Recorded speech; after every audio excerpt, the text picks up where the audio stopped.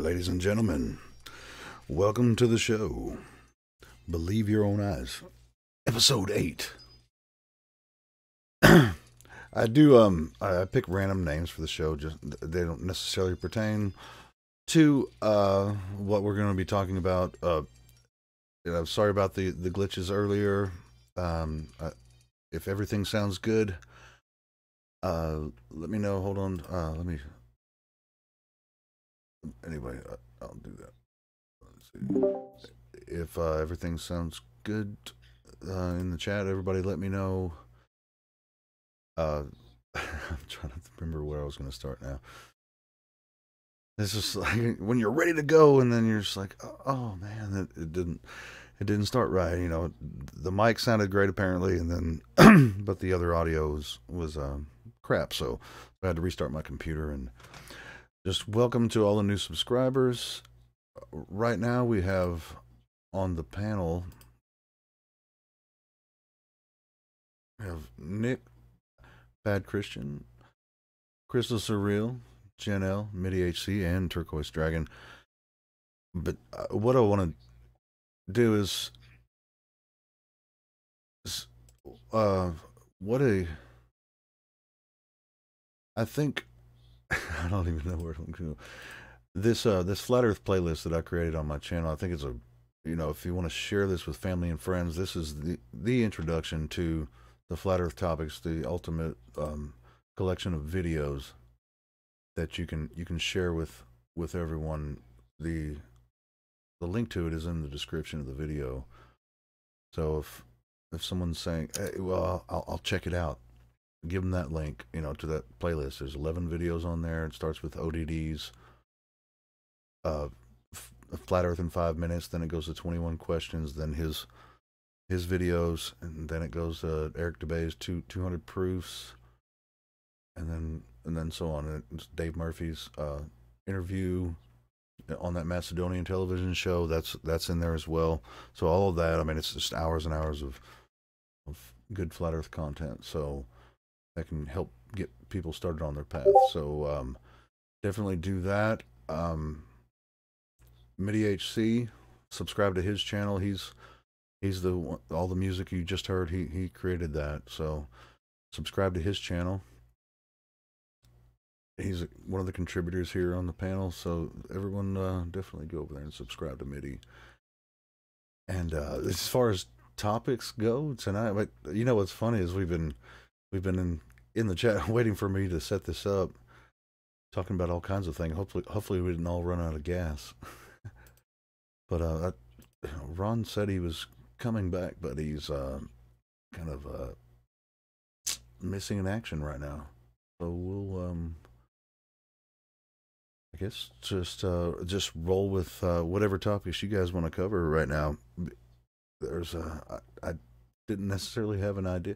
I usually kind of depend on Ron. It's like, what do you want to talk about, Ron? And he's like, I have to do something. I'll be back, and he hasn't been back yet. But the show must go on, and I appreciate everyone spending time here. And we all knew we all been talking. We were going to go live, and we're live. So what about? We've talked about so many things in the past 30-40 minutes. Yeah, Helio, I'm gonna have to stop in the show because I think we discussed everything already, unfortunately. Yeah, it's done. So yeah. All right, well, let's hey, thank you and good night. It's been great. Thank you for having me, Helio. Just kidding, man. Shout out to Jose J. What's up, Jose? Yeah, shout out to everyone. Hey, Michael J. Smith. Battle Mod. Oh, and by the way, subscribe to or join the 24/7 Flat Earth Discord. The links in the description there for everyone that if you're not a part of it, join there. If you want to come into the voice channel here, this is my private Discord, but if you want a link to come in and talk, then you can if you're on the 24/7 Flat Earth Discord already, you can message me or Midi or anybody else that's in there, and I'll get you a link. So So where were we, man? What were we talking about? Well, we kind of digressed into like talking about like liquor and beer and stuff. So Yeah, let's not but before continue that, that. yeah, we're not going to continue that. That's just I knew, you know. That's just the side talk. What were we actually talking about though? We were talking for a while about Bible versions and different denominations of Christianity and the history involved and all that, which you know, Paula is really well. I think that Paula and I are both kind of Yeah, I think worse than that. I think it's great that we have Paula here. So I think we should ask her what she would like to talk about because it's kind of a pleasure to kind of an honor to like have her here because she's very knowledgeable about a lot of topics, particularly Bible related, but not limited to. So Paula, what do you have any ideas? Anything on your mind? Are you there? No. No, you know what's funny is after watching Patricia's interview with Brian, that we were talking about the Mandela effect and some of those things, some of the let's say we're talking about the Queen song, of the world at the end of that song, that was never there. I know it wasn't. Yeah, what do you guys think in the chat? Do you remember hearing that? I definitely remember hearing it. I definitely know that I recorded it off the radio when I was like 10 years old with a cassette player, and I know it wasn't there. Well, I don't want to talk like a Mandela affected person. Say in my reality, it was there. I mean, I don't know. I mean, I'm not saying that it wasn't for you, but because it always ended with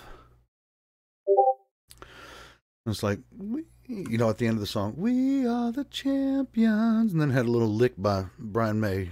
That was the end of the song. Okay, but say of the world. Right, that's what I'm saying. Helio, they have like radio edits. I have to get out my records. I got the original record from the 70s. Uh-oh. Dude, Bust go it out. get it.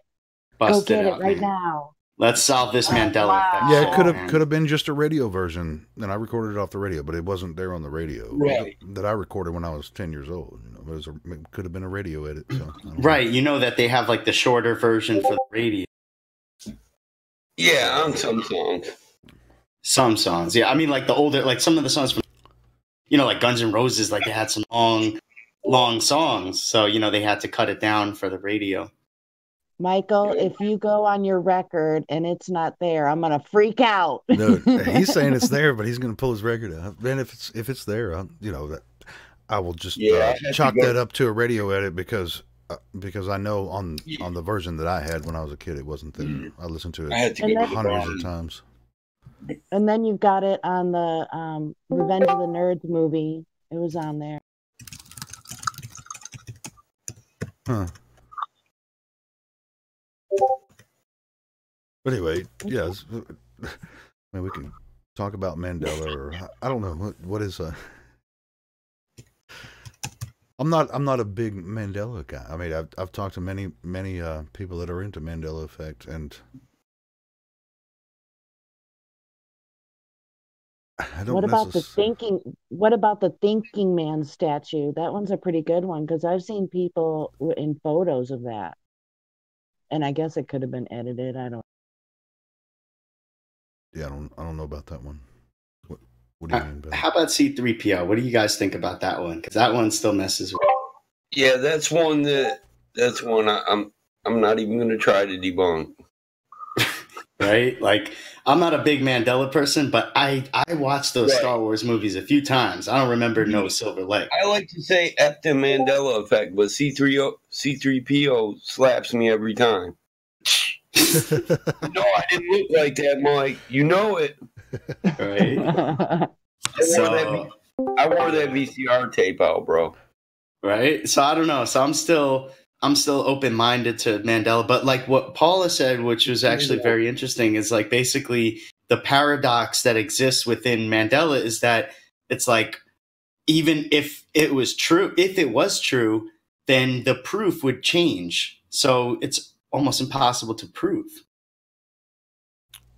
Right, and that's where I, people, that talk about the Mandela effect, like say, well, in my reality it was this, and it's almost like time travel. Well, in this timeline it was this, to me, because I exist in that timeline. It's kind of like, how far can it go? Does it really? Yeah. I'm just wondering, does anybody know the name of the album that We Are the Champions comes from? Do any of you guys know that? I do, but no, I don't. News of the Free World, or News of the World. Yeah, News of the World. News of the World. Yeah, and if you look it up, they do have an album version and a radio version. Okay. I haven't listened to them. I just did a quick Google on it. Maybe that's what it was. There's two different versions: the one they played on the radio and one that was on the album. Because I know on the idea. Go ahead. Sorry, Jen. Within the idea that people say that there's truth in movies, you have the Back to the Future series, and the first one where his image of his brothers and sisters started to change in the photo. That's kind of really freaky. So, with the idea of being able to prove it and stuff. I don't know. Is that the Butterfly Effect movie? Back to the Future. Oh yeah. Oh yeah. Well, that's different timelines. That's what I'm saying. Different. Time travel, and that's where I say, like with Mandela Effect, when you really get into like a room full of people that are Mandela affected, is what they call it, is well, in my reality it was this, and well, in my reality it was this. I don't speak in those terms. I just speak about what I remember, and something like with the of the world thing at the end of the song. I know that wasn't there, the version that I recorded from the radio when I was a kid, because it was a radio station, and even when I still hear the song, at the end of the song, it just goes, "We are the champions," and then it plays a little lick, that little ending lick, but Brian May, and then it goes, Y103, Sharon Youngstown. I grew up in Ohio, like when I was little. So I had a tape from a recorded radio tape, and it didn't say of the world. It just had that little guitar lick at the end, and then the radio Y103. Okay. I don't know if that still exists or not, the radio station, but but that's one tape.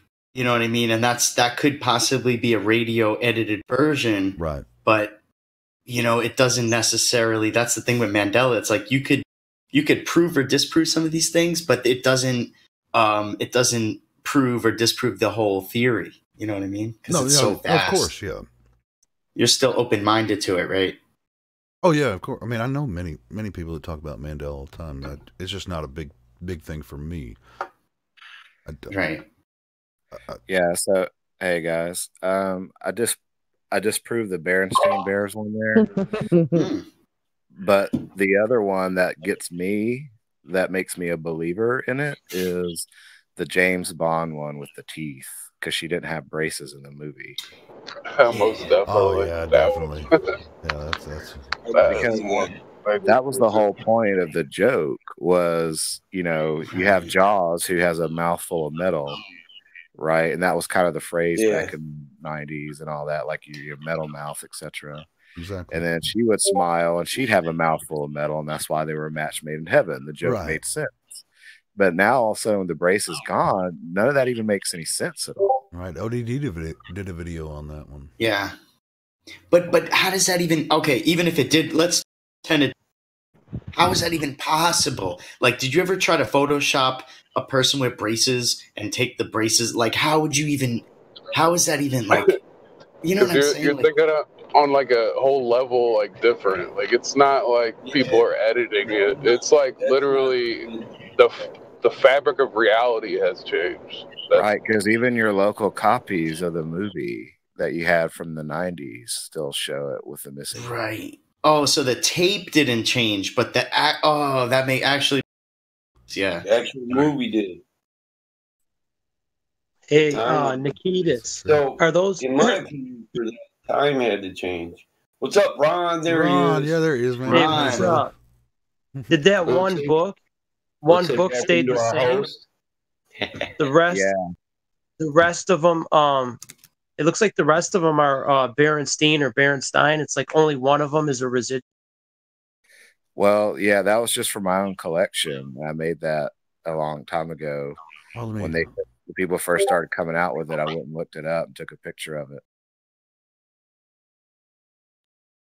So wait, what happened? It looks like the one you outlined is the original, and the rest have changed. Well, yeah, there was a couple of Berenstain Bears, but so it was rumored that they changed their name to not sound Jewish. Yeah, but okay, you have both versions. They call that a residual. Do you see if you have a residual book? I mean, how the fuck? Okay, you've documented it right here, and then you come back, let's say in a month, and it's changed. It's like, how the fuck is it changing the text? You know what I mean? That's what I don't get. That seems impossible. If you can't trust the written word, you can't trust anything. Well, dude, if videos could change, why can't a little text change? You know what I'm saying? I don't know. Like, that's not an edit. I promise you, it's not an edit. No, I'm saying I remember the Berenstein EIN. I remember that from a kid too. You know. Let's say if you watched it, like you just watched the video and it's fresh in your head, and then you come back and you watch it again and it's changed. That's crazy. I don't know if that's. I had an experience just like that with the Apollo 13 movie book, where I watched a video on it being one way, and then like 3 days later, I watched it and it was like flip back to what it was supposed to be.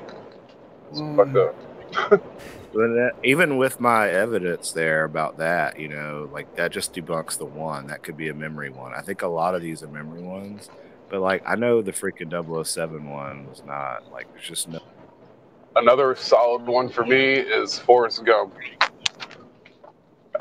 His famous quote. Life. Someone else say it. I'll say life is like a box of chocolates. Right. That's what we all remember, right? What was it? Tell them what it was. Well, it says life was like a box of chocolates. Well, with that one, I think I think the difference with that was on the back of the movie, it has a quote saying it, and I think it was mistyped on the movie thing, but in the actual movie, it's different. Well, from what I know of that one is the first time that phrase is said in the movie was actually from Forrest Gump's mother saying it to him. And then when you have Forrest Gump sitting on the bench and he was saying it to the person next to him, his mom was passed away at that time. So I think that's why he used past tense. That actually makes sense. See, a lot of these are you can find out if you really research hard enough, but this one, there's actually a weird residue for that one. There's like a director's cut where they actually have a different shot from a different camera of the same scene, but it says is. Also, I do remember the movie Shazam with Sinbad, not Shaquille O'Neal. Right. I have never seen a movie with Shaquille O'Neal in it in my life. Like I've just never have. I would not even watch it in those days because I was not a fan of Shaquille O'Neal. I love Sinbad though. I would have watched him all day long. I remember scenes from that movie. I remember Jonathan Taylor Thomas with his blonde bowl cut hairdo. I remember like even when and the weird thing is like when they actually went and made the parody film, you know, when he was like 60 or something to make fun of the Mandela effect, that scene was almost identical to what I remember. Like the outfit he was wearing, the room, it was up in the attic with all the stuff there. The difference was the lamp was shaped differently because it was supposed to be like a hookah, but in that one it wasn't a hookah. It was like a different kind of lamp. Hey, you know what I just looked at on this photo of the Mandela effect debunked with the Berenstain Bears? Look at the date's timestamp on that. Yeah, 01. 9/11/01. Oh shit. Yeah, and that was the point, right?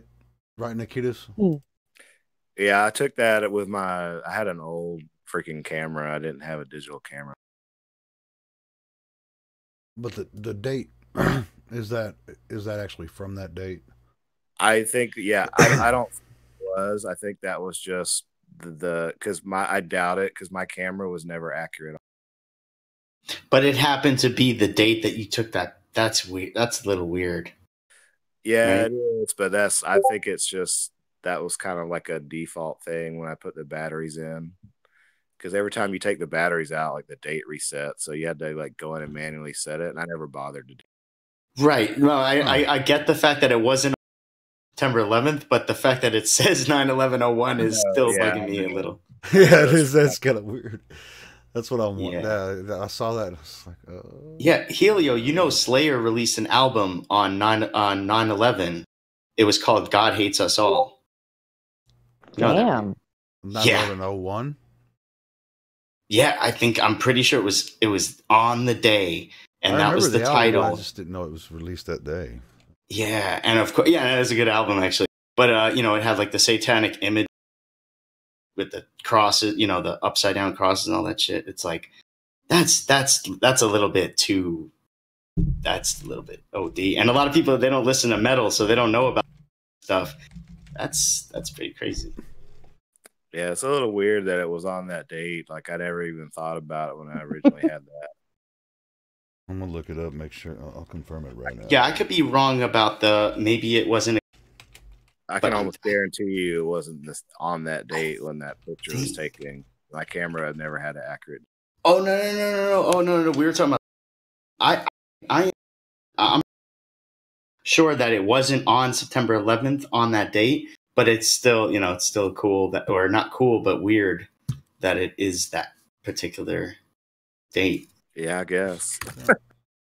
God Hates Us All is the 9th studio album by American thrash metal band Slayer, released on September 11th, 2001. That's on Wikipedia. Boom. Told you. It was recorded over 3 months at the warehouse. You know, all the details. You know. I know. I almost didn't even want to like believe my own memory because it's almost too uncanny. You know, it's like, what? That is insane. I didn't know that. God Hates Us All. That's crazy. Good album too.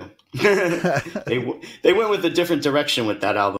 Kind of interesting. They probably just had an album ready to go, all packed, and then they're like, "Dude, this just happened. We need to like change." No, but I mean, it was set for release on that date. So I think it's the record labels that are connected with some of these higher up, entities. That's my theory, at least. Maybe, yeah. You know, they're just kind of pawns. I mean, I don't think that they're actually worshiping the devil and doing all this stuff. Like, I think the singer of Slayer goes to church, if I'm not mistaken. I think I heard that somewhere. So, you know, they're just playing metal music. They don't realize what they're really a part of, maybe. They played a concert here in northwestern Arkansas at the Walmart Amp, the amphitheater. Yeah, I was at that concert, but obviously not in Arkansas. I was at that show with Napalm Testament. Death. Yeah, Napalm Death, Testament, and Lamb of God. Lamb of God, and who was the other band?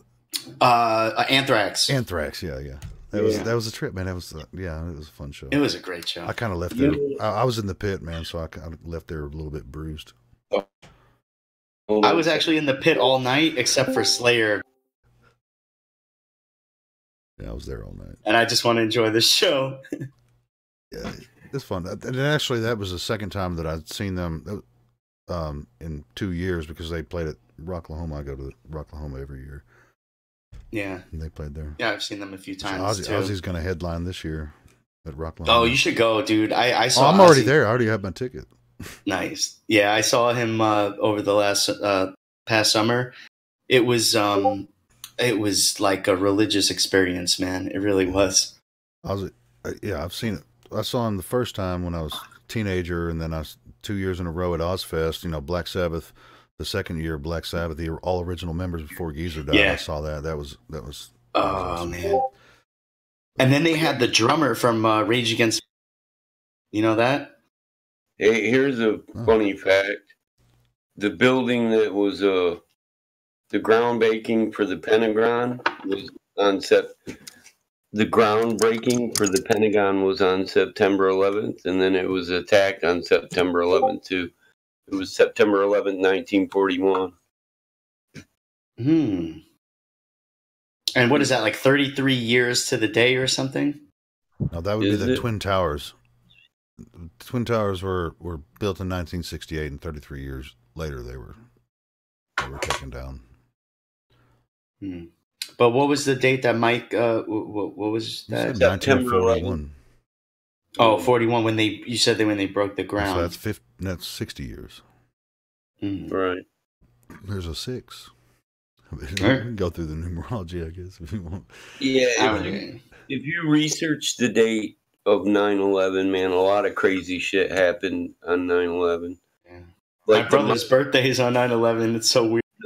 The Mountain Meadow Massacre was done September 11th, 1857, where a bunch of settlers killed a bunch of people and then took their kids and gave them to the Mormons.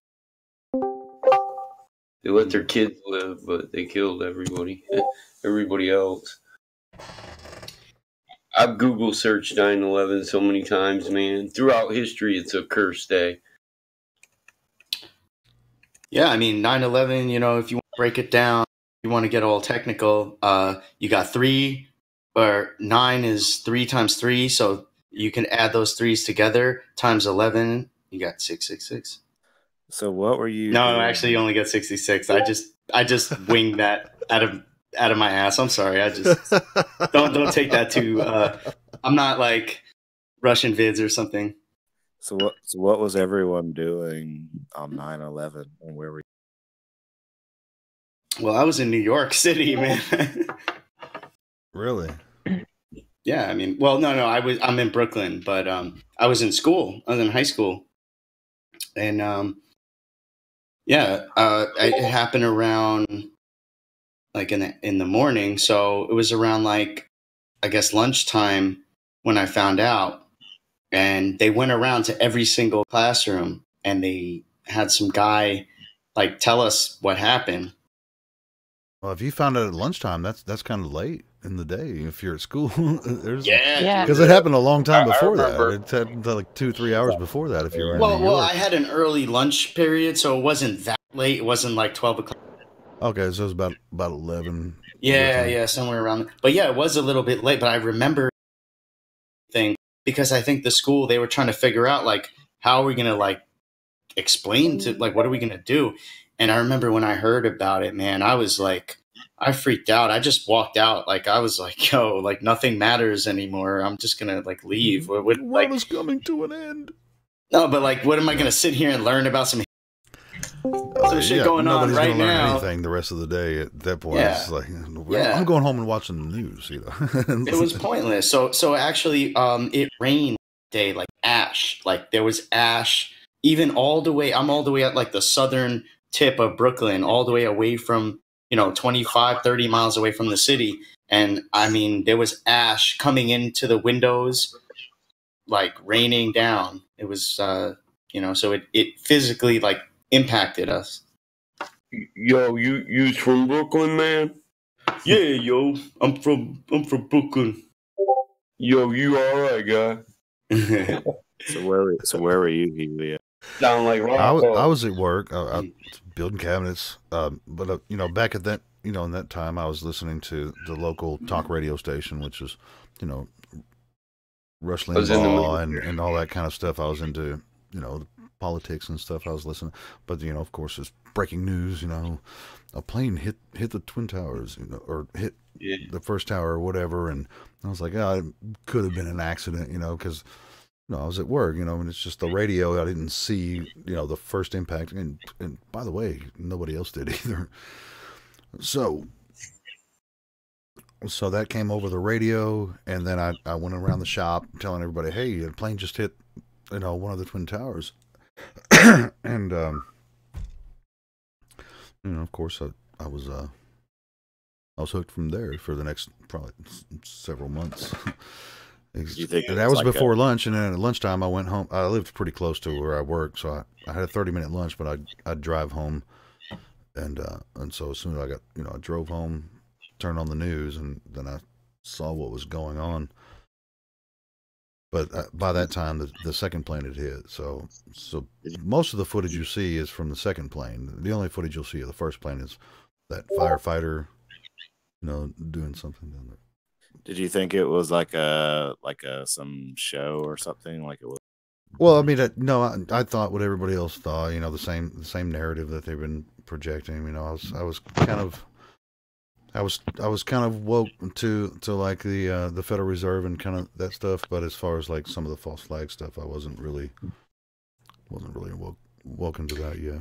So yeah, I wasn't what you would call woke yet either, but I found it very suspicious that it was almost like overnight, and they had this. They were like, "It's Bin Laden." Like everyone knew it was Bin Laden, just like they know it's.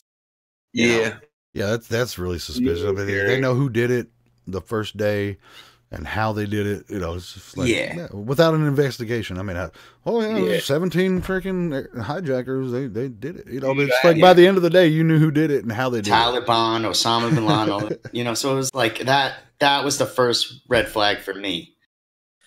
But it wasn't until years later, I started listening to Alex Jones. I actually had a weed dealer that was into conspiracy theories and stuff, and man, the Federal Reserve, blah, blah, blah. And one day I actually listened to him, and he was like, bro, check out this Alex Jones video. And I did. And I did get into that, and I woke up to 9/11. And then eventually I went deeper, and I found like the, further connections to 9/11, who actually did it, which we don't have to talk about right now. So, I was in my car almost to work. It was around 8:30, 8:45, something like that. And I was listening to Mancow Muller out of Chicago. Yeah, Mancow's cool. I like it. Yeah. Guess where I was in. Oh, go ahead. Everybody at work throughout the day, we were all watching it on computers. I didn't get upset. I didn't cry or anything. But like later that day after I got home, or maybe it was the next day, I was watching some I don't know, some kind of documentary. People were, submitting their videos. And this one person, these people were running down the street as the soot was pouring down the street, and they were freaking out, and they were banging on this storefront, begging for them to let them in. And, just the terror these people had, that's when I really started. That was the first time I cried. Yeah, I saw a lot of those videos too. I mean, of course, I was obsessed with it, after it happened. So, where were you, Nikitas? So I was a Mormon missionary serving in Las Vegas. Las Vegas? Yeah. What were you doing when you heard about it? So I was actually in just a district meeting with a bunch of other missionaries, and some guy comes in. He's like, "Guys, you got to turn on the TV." As missionaries, we don't watch TV. We don't watch TV. We don't listen to the news. Nothing like that. We're just out serving. And they're like, "Well, we can't. We don't watch TV." He goes, "No, you got to turn on the TV." So they turned it on, and we saw the second plane hit live. We're like, what movie is this? They're like, it's not a movie. This is actually happening. We're like, what? We're like, yeah, this just happened. And then we were watching the video footage, and we could see the building collapse, and you could see charges like going off from the base all the way to the top. I was like, dude, that plane did not take that building down. Couldn't have. Right. And I looked at that and I said, I saw the charges right there. You guys not see the charges go up? I said, I've seen controlled demolitions of that occurring before on other buildings, And that's exactly what that was. And they were saying something different. And I was like, well, this isn't right. So that was the moment I was red pilled, was right then. Wow, that's cool. Yeah, that's amazing. Yeah, see, I didn't put all the dots, I didn't connect all the dots until, several years later. I mean, right after that is just war. It's like war, 100 years war. I mean, and John McCain with his bullshit kept shock and awe. Remember that? Shock and awe and all that stuff in Iraq. Yeah, I mean, it's just like it just kind of like it put a rage in every in Americans, but it's like a I don't really know how they figured they could get away with it, but they did, but they're not anymore. They're not going to be able to do this to people anymore. It is like they play into that emotional, like all of the news reports are very emotional. The news for like, I don't know, a few weeks. And I'll be honest with you, I bought into a lot of this stuff because I actually had a next door neighbor that he was, they were one of the nicest families that we like in the whole building, really.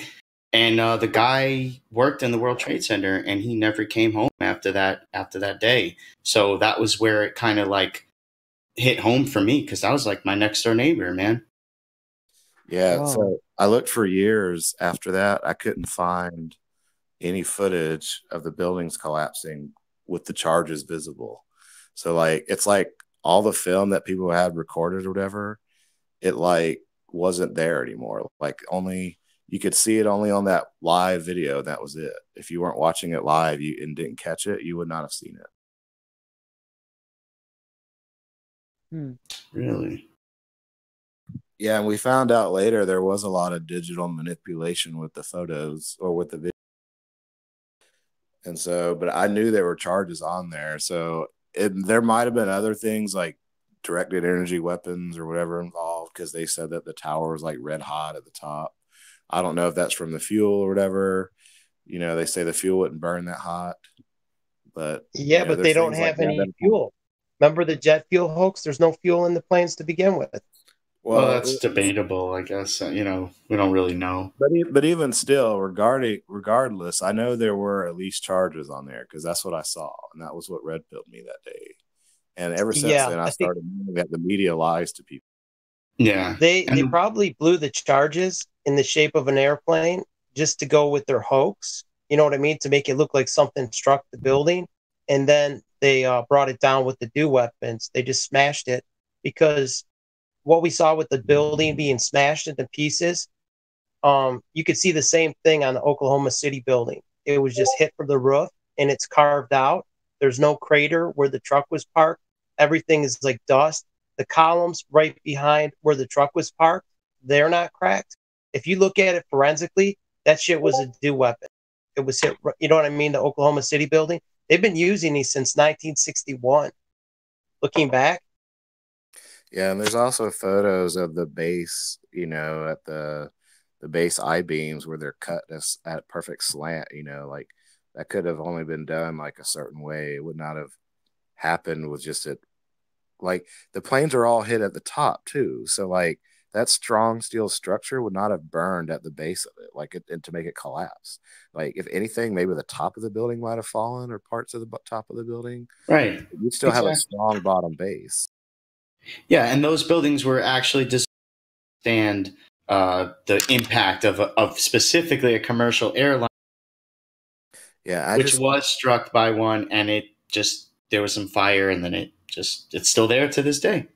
I just knew that was impossible. Like, there's no way. Like I said, they took that building down, and then I heard later that the other building went down without even a plane hitting it. Mm-hmm. And I was like, well, there you go. There's my answer. And I know they've lied to me, and they're willing to lie to people at such a scale. 1 + 1 = 3. Yeah, I knew instantly. I was like, dude, I was like, I can't believe. I was more surprised that they would lie to me, at that. Yeah.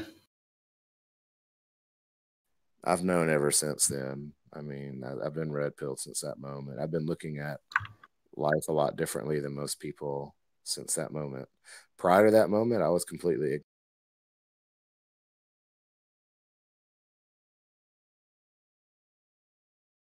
You cut out, man. Oh, sorry about that. I said prior to that moment, I'm completely ignorant. I was completely. Oh man, you keep cutting out, Nikitas. Well, my phone's about to die, so I'm probably gonna go ahead and drop. Oh man. All right. Hope you join us again soon, man. Yeah, we'll do. Awesome, See you, dude. Nikitas. I'm gonna drop those pictures. I'll drop them on your server with the Oklahoma City building. They're just a couple screenshots from a video I was watching. And something interesting I found, the list of words that architects and engineers does not want you to say, they will kick you off their server. You say these things.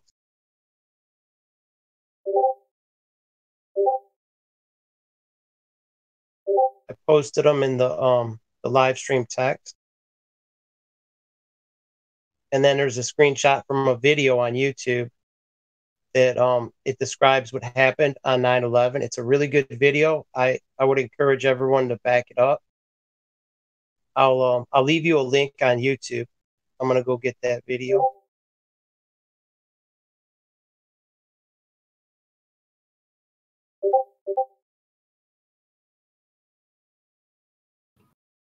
Shout out to Bob, the science guy.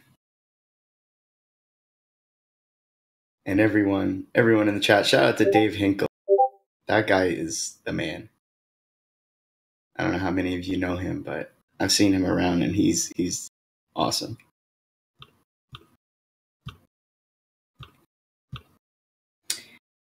Yeah, so you have the charges combined,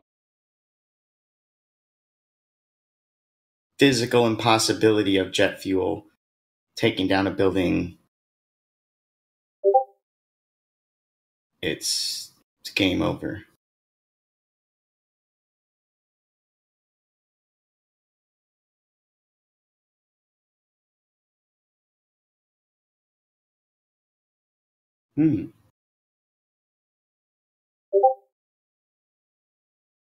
Yeah, I just dropped it in there. The link to this video.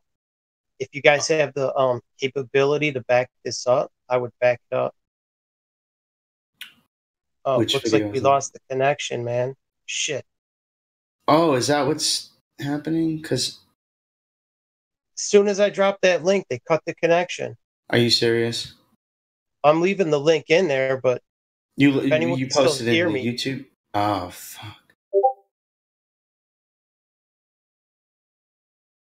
Wait, we're not online? We're online. I don't know. Mine went out. Let me retry. What went out? My YouTube. I was watching the stream. It's still going for me. Okay, it's going. Yeah, mine started glitching too, Ron. Yeah, they kicked it out for a minute.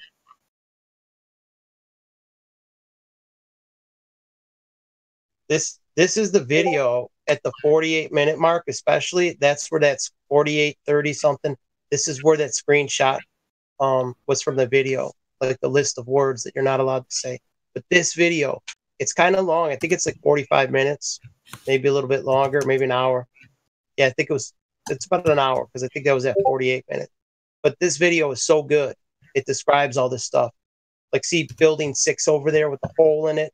We're seeing this shit. And back in 1961, they had this same technology. You saw buildings in California that were destroyed. They were just crushed. It's a scary thought, man. I think they could wipe you out without leaving a trace. You know what I mean? It's like that Hutchinson effect. They explain it in some of the white papers. I find it interesting that the terms that you did, so they have no planes, do, nukes, HARP, Judy Wood, Jews, Holocaust, Zionism. But notice how they chucked in UFOs into that. Just notice how they chucked that in. That was to muddy the waters. Exactly. I believe that. They throw a red herring, but some of those words, it's like, wait a minute. How does this belong in the list? Jews, that's so random. Jews, Zionists, it's like, what? Yeah. If you want to know who and what did it, the answers are in there. The words you're not allowed to say. Well, now that we know a lot of these truths, I think UFO is the red herring. Like, spot the red herring. I think that's it right there. And UFOs are real, by the way. They're just not what they, they're not what they tell us they are. I mean, Nazis. They're man-made. Yeah, I Nazis think they're man-made. Yeah, the Nazis had them, right? UFOs. These are levitation machines that we've had, and it's a government weapon. They've had them, like Area 51. These are not from outer space. These are man-made craft, and they can cloak them in a cloud. There'll be like a cloud over the city, and then within that cloud, there's invisible weapons, like the microwave weapons, destroying the city below. James Munder just did a video. He thinks it was a mock city because there was no people, there was no cars, and then you didn't hear like social media blow up like, oh my God, Brazil was just hit with a DO weapon attack. Like, people would have been freaking out and taking pictures and posting it on social media, and he didn't hear none of that. And it'd be too hard to black out that many people. I mean, maybe they can. I mean, I wouldn't put anything past them, but I would think some of it would leak out. Yeah. But if you watch the second video from 1961, the one I posted, there's I got still shots from that video, and you could see like houses. It would skip a house, pummel it, just smash it to pieces, and then leave all the trees behind. It's like it's a clear fingerprint, man. These weapons leave a certain signature. We had it on the first night where there was like pine needles, and it was in like molten aluminum. The aluminum, it was in a molten state. Some of the pine needles were sticking through the aluminum, and then it resolidified. But I saw that. Yeah, I saw that picture. Yes, it liquefied. It liquefied the aluminum without any heat, because the heat would have incinerated the pine needles. They would have just burned up and floated on the top like like slag. Yeah. Right, that's a good point, because not be able to melt the aluminum or really any kind of metal. It's not going to melt it. No. At least not to that degree. But what it did, it liquefied the metal without making it physically hot. He did the same thing with like solid stainless steel bar and a solid copper bar. He bent them in a knot like a pretzel, and the metal was not even warm to the touch. 3-inch solid copper and stainless steel bars. He bent them in like a double U-shaped bend without any heat whatsoever. It was crazy, because it becomes weightless, and it becomes almost like a wet noodle, and it's almost levitating. So you move when you move the field around by moving the microwave wand. So you're just moving this wand, and it's manipulating the item that you're aiming at, and that item is like weightless. So it's just, even though it might be like a 20-pound block of metal, it's moving around weightlessly. And then when you turn it off, it resolidifies in that shape that you bent it in. Like picture you took a wet spaghetti noodle and you bent it in an odd shape, and then you threw it in the freezer and it solidified. That's basically what he did. Mm-hmm. And then something happens. If you manipulate the field too much, it will turn the metal into a powder. The metal will be like crystallized, and it'll fracture, and it'll turn to like dust. And I think that's what we've seen on 9/11. It was a combination of these weapons. Yeah, I think it was. Don't understand them enough to say, aha. I mean, now that I've seen it, and I've seen what it does, I've seen the remains. I'm looking at it forensically. I see the dead bodies, meaning the buildings, the houses that were cut in half, cars that are toasted. I see that, all that shit. I see trees that didn't burn right next to a car that's melted. You have to put 2 and 2 together. Where did I see this before? Aha, 9/11, Fort McMurray, Canada, Mexico, Brazil. It's happening all over the place. Australia. It's like there's no place safe from these psychopaths. You know what, man? While you were talking about that, I was like looking up Dustification 9/11, and do you remember that speech just several months ago? It's probably about 5 months ago. That I can't remember the woman's name. That she was before Congress, and they were talking about how are we going to how we're gonna what's happening on YouTube with all these conspiracy people talking about stuff, about all the different conspiracies which we're doing right now, and she has pretty much assured Congress that we would they're going to take care of it. They're going to they won't necessarily just block all the videos of people's opinions about different conspiracies, but they will share information below the video that, let me get this link. I just searched for justification on YouTube. Let me put it on over here. And here's what I got.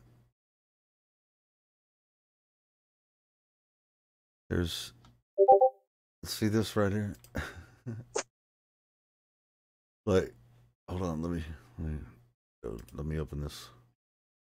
Where you can see right below the 60 minutes video about justification, they have an Encyclopedia Britannica article or thing that tells you exactly what happened on 9/11, the official story. It's right there below the video. That's what I mean. The one with even James Munder, they're putting the wiki for the official story of 9/11. Every like if you look up moon landing, now they're putting like the Encyclopedia Britannica right below the video. When you look up moon that should tell you something. James Munder had one about the DEW weapons. He didn't mention 9/11 at all. And they put an official narrative for 9/11. It's like, what the fuck? They're telling you. Well, they told they're telling you. Well, I mean, Congress asked what they're going to do about it, and she said, "Well, here's what we're going to do," and now they're doing it. They're putting the official story below all these videos, even 60 Minutes, which 60 Minutes follows the official story. But that was just the first thing that came up when I searched justification. Why would 60 Minutes come up? As if they're going to talk about justification. But let me see if I can find a better justification. Yeah, I'll show you the one from James Munder. I just watched it today, and he thinks it was a model city, not like a actual city. But it was interesting that let's see here, mock city,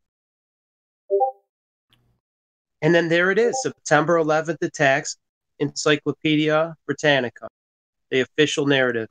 Yeah, they're putting it under all the hoax videos and stuff now, given the official. But not 9/11. Like how do they? You know what I mean? Like they're kind of telling you, like, oh guys, here it is. This was his video, and if you go to YouTube and click on this, there's going to be a 9/11 official narrative under it. Yep. Let me see. I'm gonna click on that one. It's like, just posted. Okay, if I watch a video about dogs, why would they put a 9/11 video link under it, right? There it is, right there again. Same video you just posted. Right there it is. Look. That's what I'm saying. It's like I could put a video for anything, a mud floods, and they're gonna put 9/11. They're not gonna match those up. They match this up with the DEW weapons because even Mental Boost, he's showing pictures of the California wildfires, and they have a 9/11 thing underneath it. It's like, what the fuck? Yeah, they told Congress they were going to do that. They were going to try to make sure that if there's questions there, that they're going to YouTube is going to make sure that that the alternative view is represented, or the official narrative is represented under all of these hoax videos, and they're doing it right now. Yeah, it was funny. I saw like a clip from that it was like that court hearing or whatever it was, and it was like, what are you gonna do about this, man? Like, what do you like? What you guys they even mentioned flat Earth. She even mentioned flat Earth. Yeah, exactly. They even like, what are you guys gonna do about this, man? We got these people walking around saying that the Earth is flat. Like it's almost like in a subtle, like threatening way. Like, what are you gonna do about it? AKA, wait a minute. Like, we're gonna do something to you. He goes, it's obviously fake news, like flat Earth. It's like, okay, if it's fake, what are you worried about? Let's you know what I mean? It's no threat to you if it's fake. Right. No, that's something that we have to remember, because it's like, who cares? It's like, I don't go to like, what's that thing? Furbies or whatever. The people that dress up like animals, do like weird, like, I don't troll them. Who cares? I don't do Yeah, that. but something, let's say something is fake, right? Something obviously fake and irrelevant. Why would you shut it down? There's a lot of fake and irrelevant stuff. It's like, okay, no, it's no harm, right? It's Right. obviously a threat to them. And Right. nobody's being harmed in talking about flat Earth. Who's being harmed? Well, they are. The controllers of the world are being harmed because they're being revealed. And they Right. don't like Yeah. it. And they're starting to pull videos and shut down. Like Eric Dubé is on his third channel. He had 150,000 subs, gone. Then he had 55,000 on his backup, gone. Now he's on his third channel. It's got like 9,000 subs, and they're probably going to pull him. When he gets a little bit bigger, they're probably going to kill it.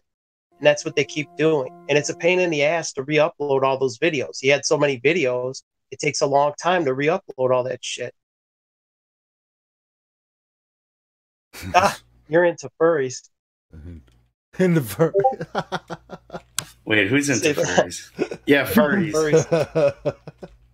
Those guys are sick, man. Like, yeah. I think what they do in those costumes, they I don't even want to talk about it. Yeah, you don't have to. I just mention it as. Let me give you another example. I had another one. Damn, it's a bad example. Yeah, I'm just trying to think of something that. Okay, how about I don't know. It's escaping me. I had a good one. Oh, like the lizard people conspiracy stuff. Like, I'm not going to say it's true or not true, but that's something that, it sounds like, I just avoid that kind of stuff. Right? Anybody got any? The lizard people, I mean, that kind of comes from David Icke's, vein. Right. So, but he also says that, they originate, they have a base on the moon, on the dark side of the moon and all that shit, man. Well, that's obviously, we know for that's just bullshit, so. I mean, what I've seen, Helio, like in the fake moon landings, stuff like that, or like 9/11, or a lot of flat earth stuff, they're having like NASA version of moon landing and stuff, even if it's talking about flat earth, they're tying the two together. Have you noticed that too? Yep. They're tying that in with the fake moon landing, flat earth stuff. Even though you don't mention it in your video, it's being tied up like these official 9/11 with the James Munder video. It's like, what? I didn't even talk. You're the one inserting this. Like, they must know. Well, they know what did 9/11, and people pulled up moon landing hoax, and the first video was MythBusters, and they even put the Encyclopedia Britannica article underneath that one. Let me click on that and see what this article says. Apollo project conducted by the U.S. National Aeronautics and Space Administration (NASA) in the 1960s and 70s that landed the first humans on the moon.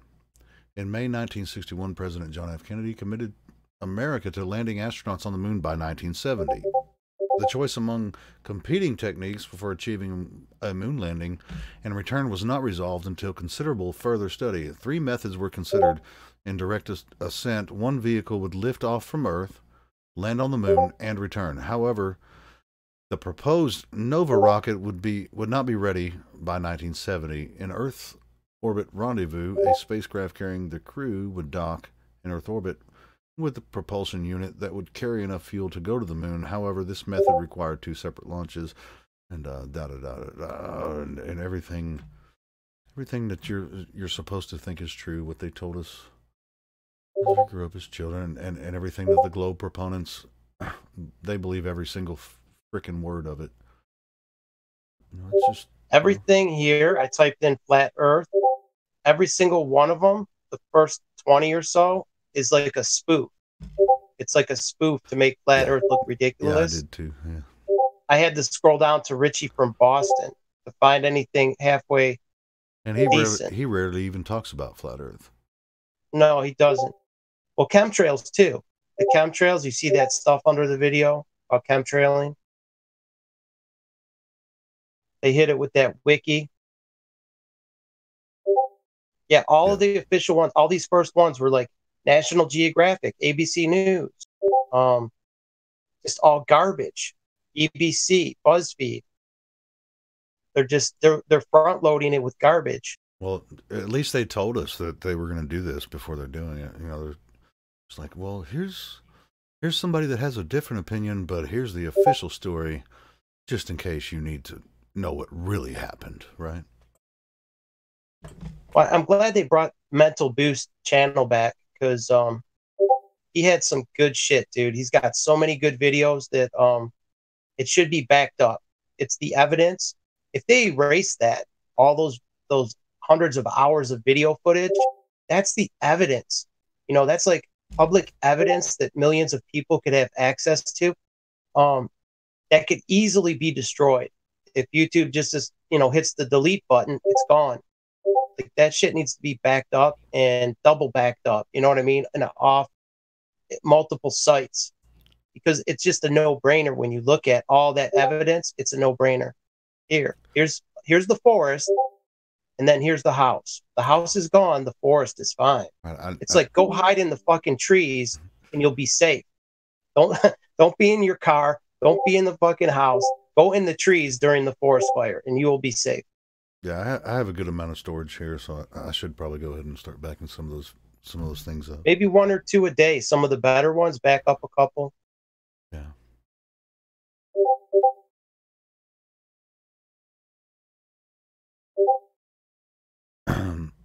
I'll go ahead and at this point address something that came up earlier in the chat. Was it noetic? I don't know how to spell noetic. Oh, and speaking of noetic, it kind of makes me think of poetic. We're gonna have you read out your new poem here shortly, Ron. But read out my new poem. Yeah. Which one? The flat Earth the one that you put on the Steam It. Yeah. Oh, the Goyam one. No. I thought we were gonna make a song. No, the one you just made yesterday. Oh, that one. Yeah, okay. But anyway, we'll do that here shortly. But he was asking about the USS Cole, which kind of was right before 9/11. I mean, supposedly there were some very courageous Iranians that drove a little boat up next to the USS Cole, which is a massive freaking warship, and thought they were going to just blow it up and sink it. And of course they want everyone to think that Iran is just this terrorist state that hates America. They want to push Israel off into the sea and all that kind of propaganda nonsense. So yeah, he was asking about that. What do you think about the USS Cole? Do you think there was just some crazy Iranians that blew themselves up? Me? I think that was probably it's probably our own government. You know, they probably wanted to sink the ship and use that as a trigger to attack Iran, obviously, but it didn't. The boat didn't sink, and it was something that wouldn't justify a war. It doesn't rise to the level of going to war. Like in my opinion, 9/11 didn't rise to the fact of going to war. Well, it kind of makes me think about the Gulf of Tonkin and also the USS Liberty. You know. Oh, the USS Liberty. We should have went to war with Israel. Yeah, definitely. No, but how could you go to war with your partner? Yeah, our greatest ally, right? Right. They both were complicit in the USS Liberty attack. America and Israel. So they really were trying to. No, America wasn't complicit, dude. They bombed. The Israelis bombed an American ship. I know, but they were communicating with what's his name? President Johnson, Lyndon Johnson. Yeah, I mean, he was like, I want that ship. This is, just from videos and some of the records. I mean, Johnson was a really shady character. So I mean, I wouldn't be surprised if he actually said it. He said, I want that. Lyndon Johnson was also Jewish. He was Jewish, and that's what I mean. We've had these people, these crypto Jews in the government representing Israel and screwing us over.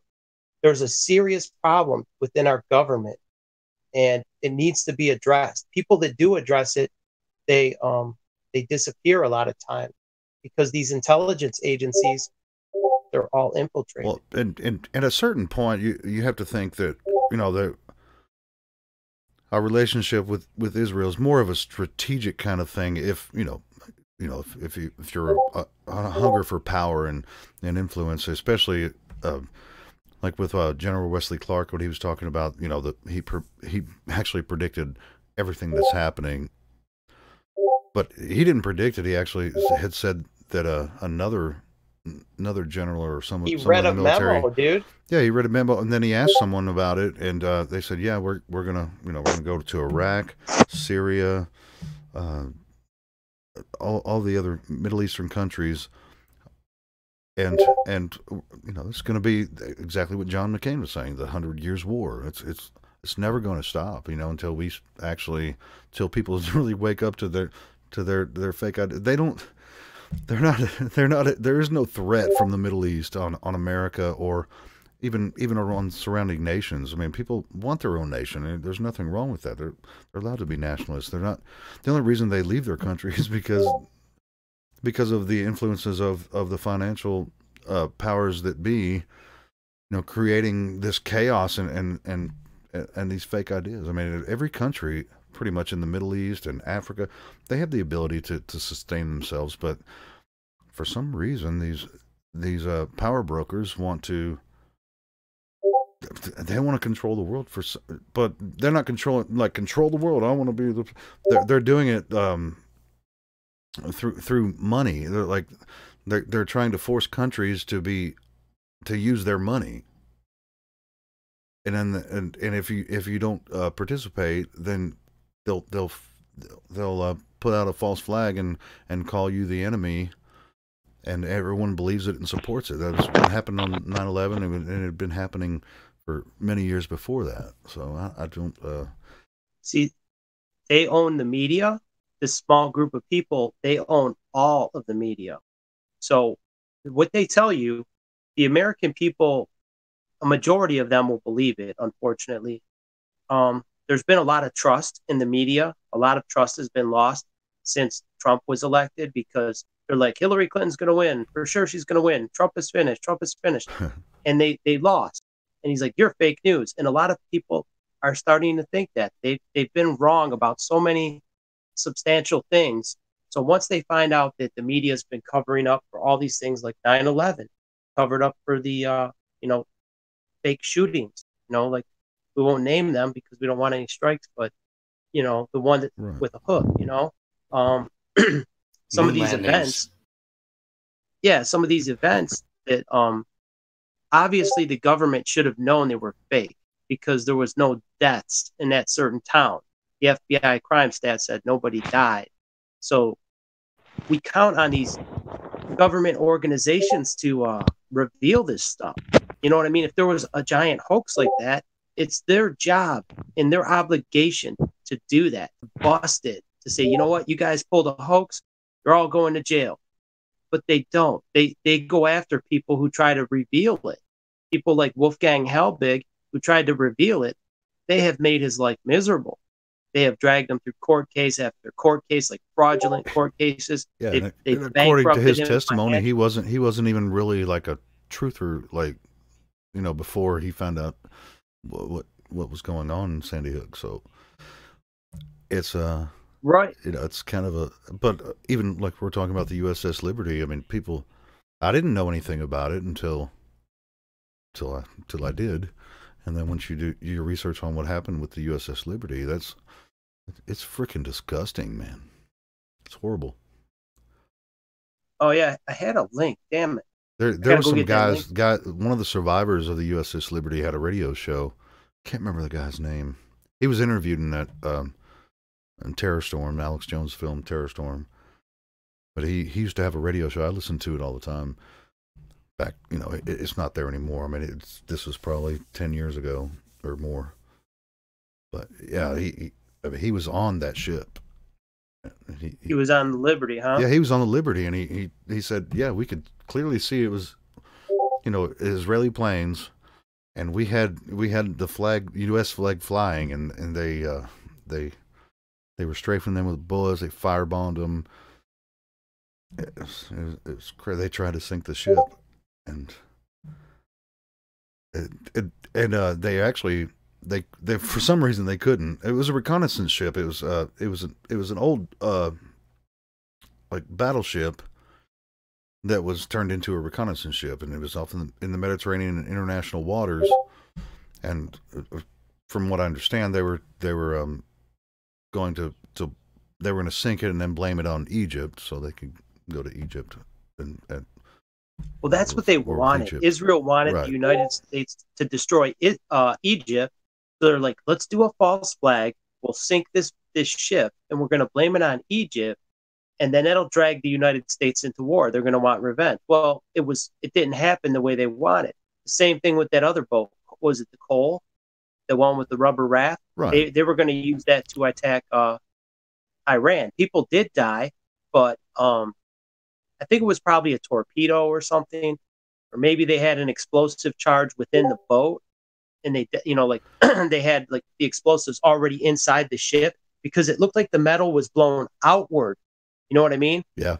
If you hit it with a torpedo, it's going to blow the metal inward. It's going to peel the metal. The edges are going to be rolled in. Well, a torpedo would have taken the ship down. I mean, a good torpedo would have definitely taken the ship down. So, but it blows the metal. The explosive force is going to push the shreds in. It's not going to push them backward. Right. You know what I'm saying? Like when you pierce a metal plate, the sharp edges go inward, the direction of the bullet. Same thing with an explosion. It pushes inward. It wouldn't push outward. So the explosive, I think they had it inside, just like on 9/11, they had explosives inside the building, right where the plane allegedly hit, blew all the shit outward. Yeah, and there's so many cases, man. Like all these events are false flags and hoaxes. I mean, like the Oklahoma City building, it had a specific purpose. Waco had a specific purpose. We went down that rabbit hole. Yeah. David Koresh wasn't even Christian. Well, man, according to the standard narrative, David Koresh was, I mean, he claimed to be the Messiah, right? Well, they said he was an extremist Christian, but he wasn't even Christian at all. His tombstone, it's like it's like Werner von Braun with the Psalms 19:1 on his tombstone. Like, what are you supposed to believe? Like, maybe he's joking with us, putting Psalm 19:1 on his tombstone. Yeah, apparently there. I mean, even with, like, you were talking about 9/11, the explosives in a certain area of the building. I mean, once you really look into it, it's obvious no plane ever hit either one of those buildings. So, they CGI'd that in later because a plane couldn't, for one thing, couldn't travel that fast at that altitude, and for another thing, it's made of aluminum. It wouldn't even penetrate the building anyway.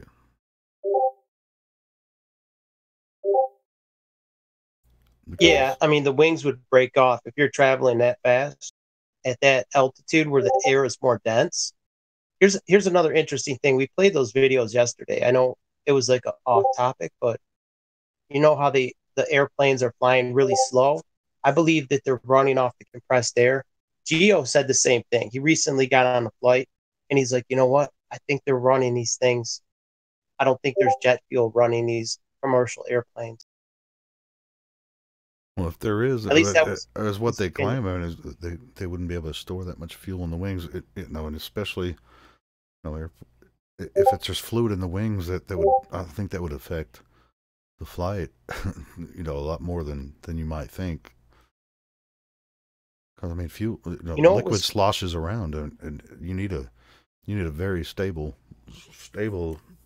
plane for it to maintain all the flight. I mean, if you designed an airplane, the worst place to store fuel would be in the wings. I don't know why. I mean, we all used to think that. I just don't think so. Man. There's no way.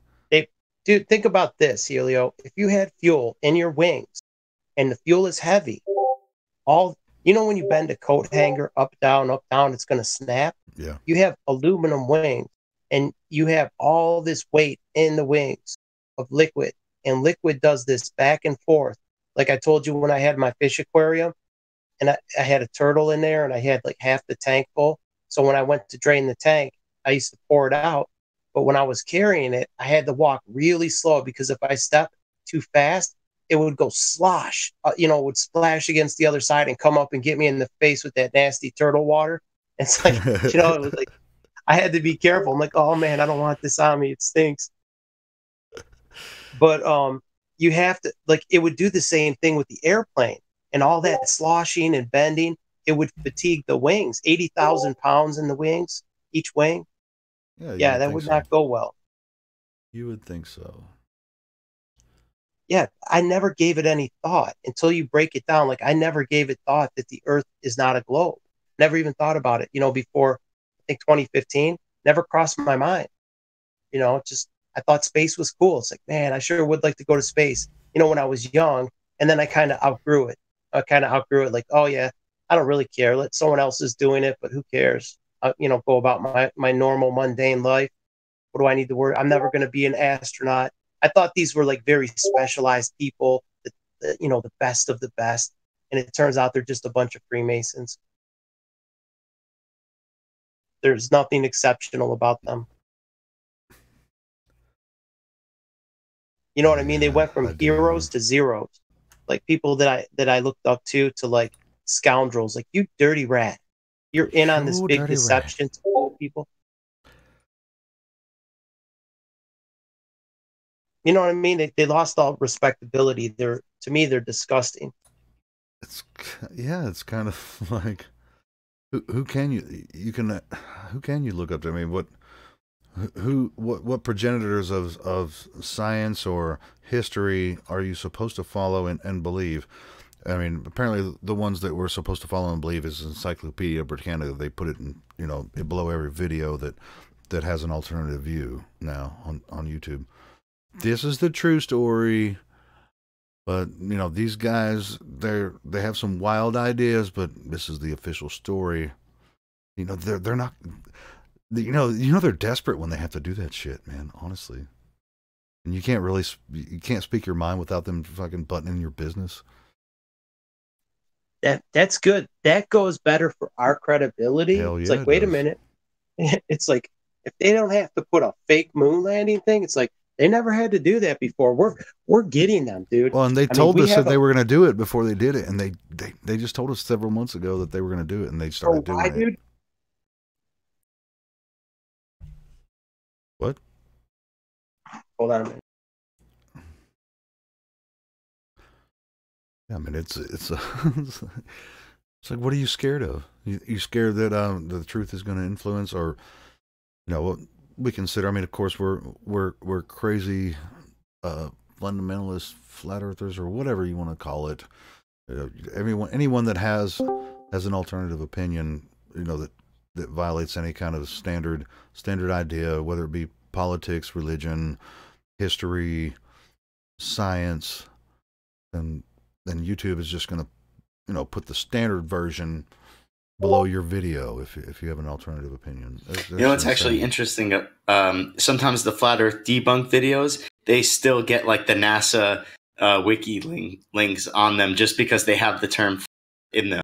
Yeah. So that's what I was saying, and we are winning the battle, even though we're at a major disadvantage. They have hundreds of billions of dollars between all these space agencies. They have the mainstream media. They have every school from elementary school to college. They have all of them on their side. They have everything on their side, but we're still winning. So that's why they're like, we can't allow this. These people are because they monitor all of our text, all of our speech. It's all monitored, and they can see that we're waking up. They're like, oh shit, the Goyim, no, shut it down. They're pulling stuff, man, and they're. I just think it's out of the barn, man. Too many people are woke, and it's not. You're not going to stick the toothpaste back in the tube.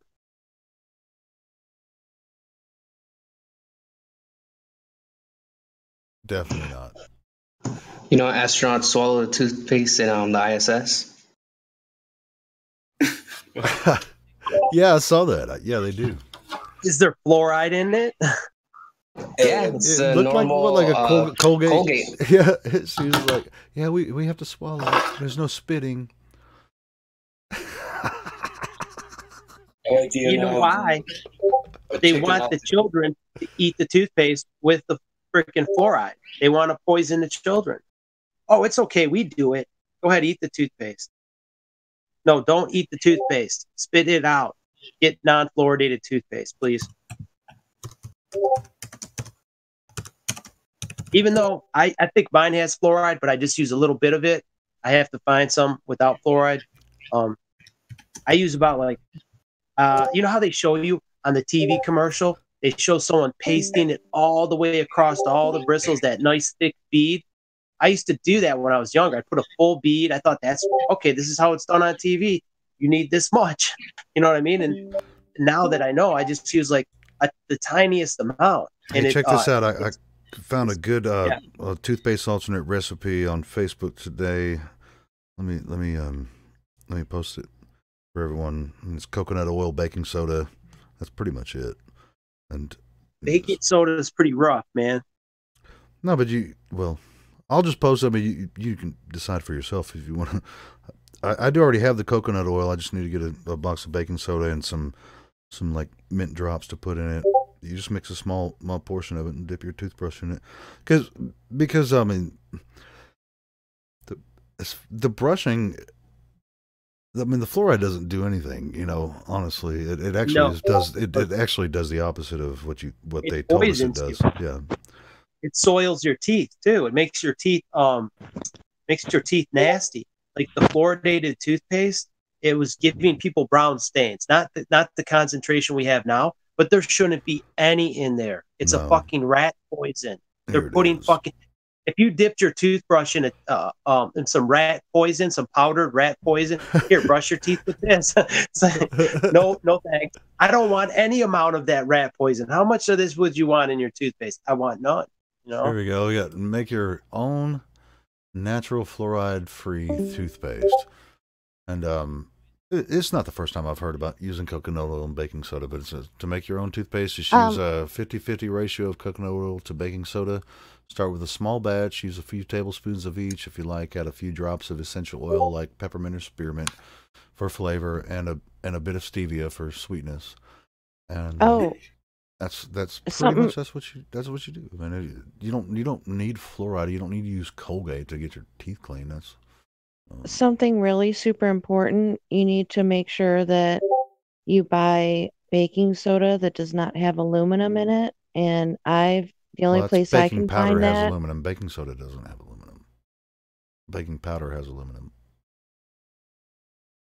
Oh, so Arm & Hammer baking soda, something like that'll work. As far as I know, I don't think I've tried it before. Well, aluminum in it. I went to the Amish store just today, and let me double check it. Oh, fuck! I bought the wrong thing. Shit. If you get baking powder, sometimes it has aluminum in it. You know, you can get a baking powder that doesn't have aluminum, but yeah, baking soda. Why the it's just sodium bicarbonate. No, well.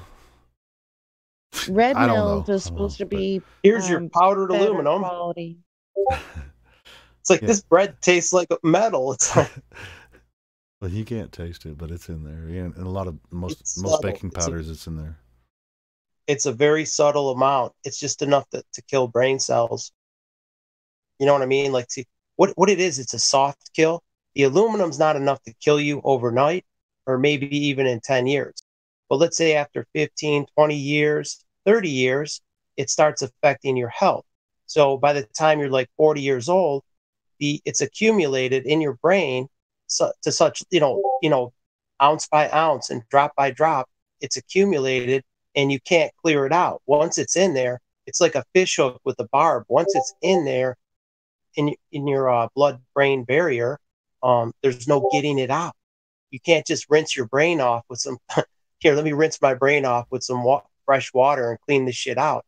Can't do that. No, there's different ways that you have to do that. Well, I use this oral chelation. It's supposed to dissolve metals, like pull them from your body. Like if you had lead poisoning, you could take these. It's like a supplement. They're just in a capsule form, and it's supposed to chelate. I think that's how you pronounce it. Chelate. What it does? I'd say chelate. Chelate. I mean, it has CH, Chelate, but yeah, it's chelation. Chelation therapy. Yeah. It starts with a CH. I'm not sure how you pronounce it. It starts with a CH, but I think it's just chelate. It's chelation therapy. Well, it's like CHELATION. I said like chi. CH spells chi for me. CHE. Chelation. Well, that's what's crazy about the English language. You can't always depend on the spelling for pronunciation, but yeah, it's collation as far as I know. From chelation. I'll just get rid of the H. Let's remove the H. Chelate, or using chelation therapy, you can begin to extract some of the heavy metal toxins in your body. There's many different methods you could use to do that.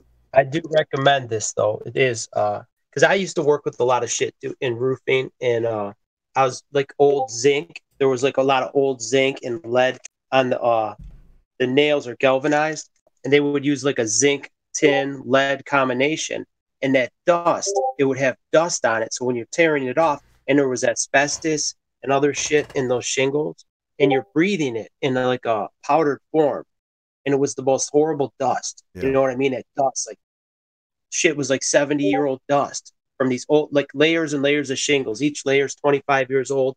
You're ripping in like 75-year-old shingles, and you're breathing that shit. So that's why I would get this. Like, man, I don't know what kind of heavy metals and shit I'm breathing. I'm going to take some of this to try and get rid of it. Yeah, sorry, probably. Guys, I'm going to turn off these sounds. Sorry about the background noise.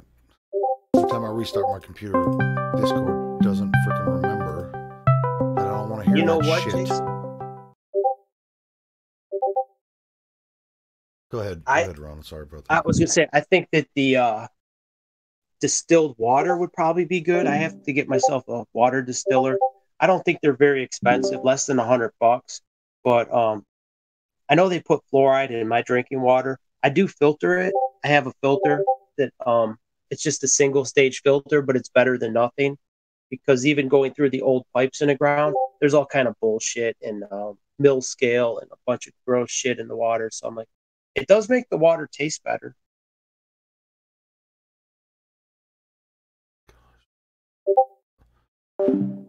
Yeah, distilled water, get rid of your stuff. These are decent supplements. I trust the company.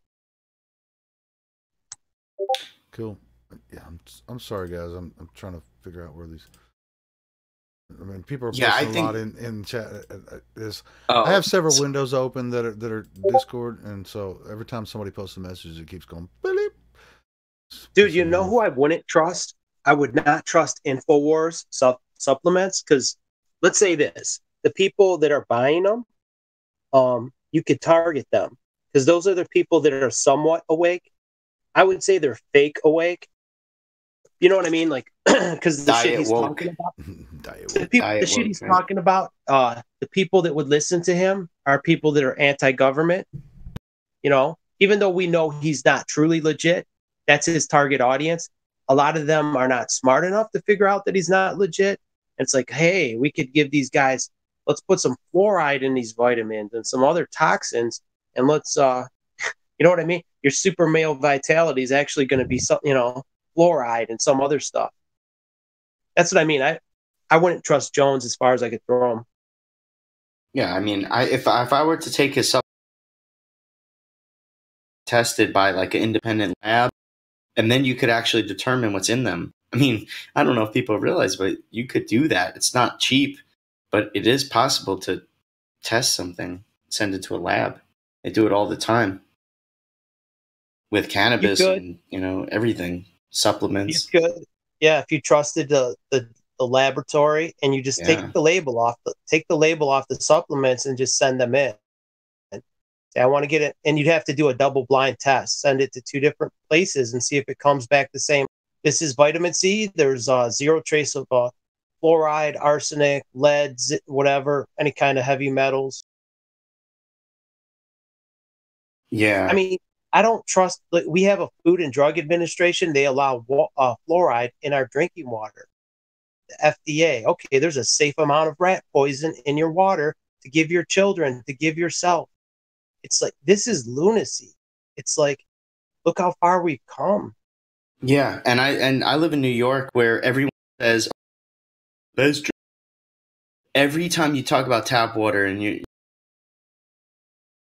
like, if you say to them, "Oh, I don't mess with," they look at you like you're a snob, and they're like, "Oh, well, New York is the best tap."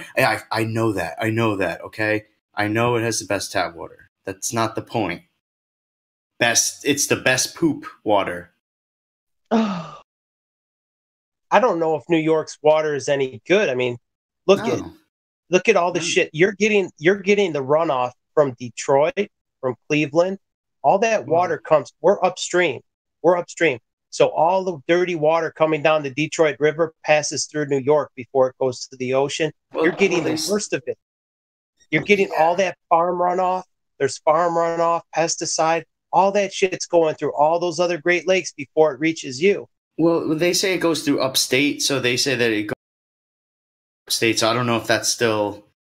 We know how water flows, dude. It flows from Michigan. We're the high point. We're at 577 feet, and New York is at the low end, and it drops and drops and drops until it gets to Niagara Falls. So, yeah, you're getting the runoff from the Great Lakes. Yeah, that is a good point. Well, I don't mess with that stuff, man. I want to get a water distiller eventually. I think that's the move. I'm saying, like, would you rather be at the head or the tail? Yeah, you know I mean? I see what you're saying. It's already gone through all the, and they say our water's pretty bad. I guess Detroit's water has a lot of fluoride in it and whatever. But it's all terrible. It is, but ours is in the whole country. I think ours would be better than most because they're pulling it from Lake Huron, and Lake Huron is above Detroit. It's, before it gets to Detroit, and Lake Huron is a massive lake. It's a really large lake, so it would take a lot to pollute that amount of water. You know what I mean? Given how much volume of water it is, but it still has runoff from the roads, all the runoff from the roads, the farms, the golf courses with fertilizer, Roundup, all that bullshit ends up in the lakes. You have all those factories and stuff over there. Yeah, it all runs off.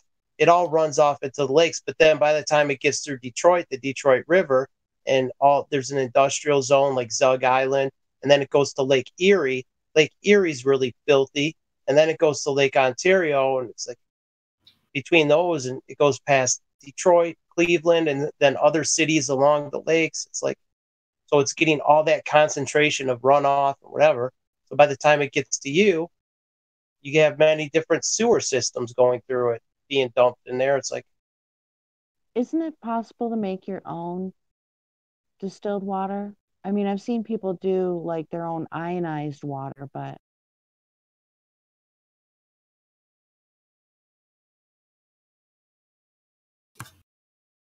wait, what was that, Jen?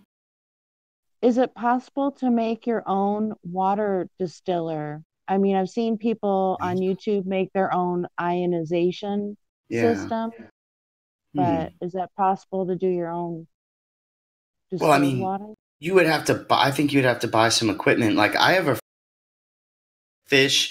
He has a really nice, elaborate fish tank, and he always talks about like how he like filters the water, and it's such an elaborate process, and he uses like double osmosis and all that stuff.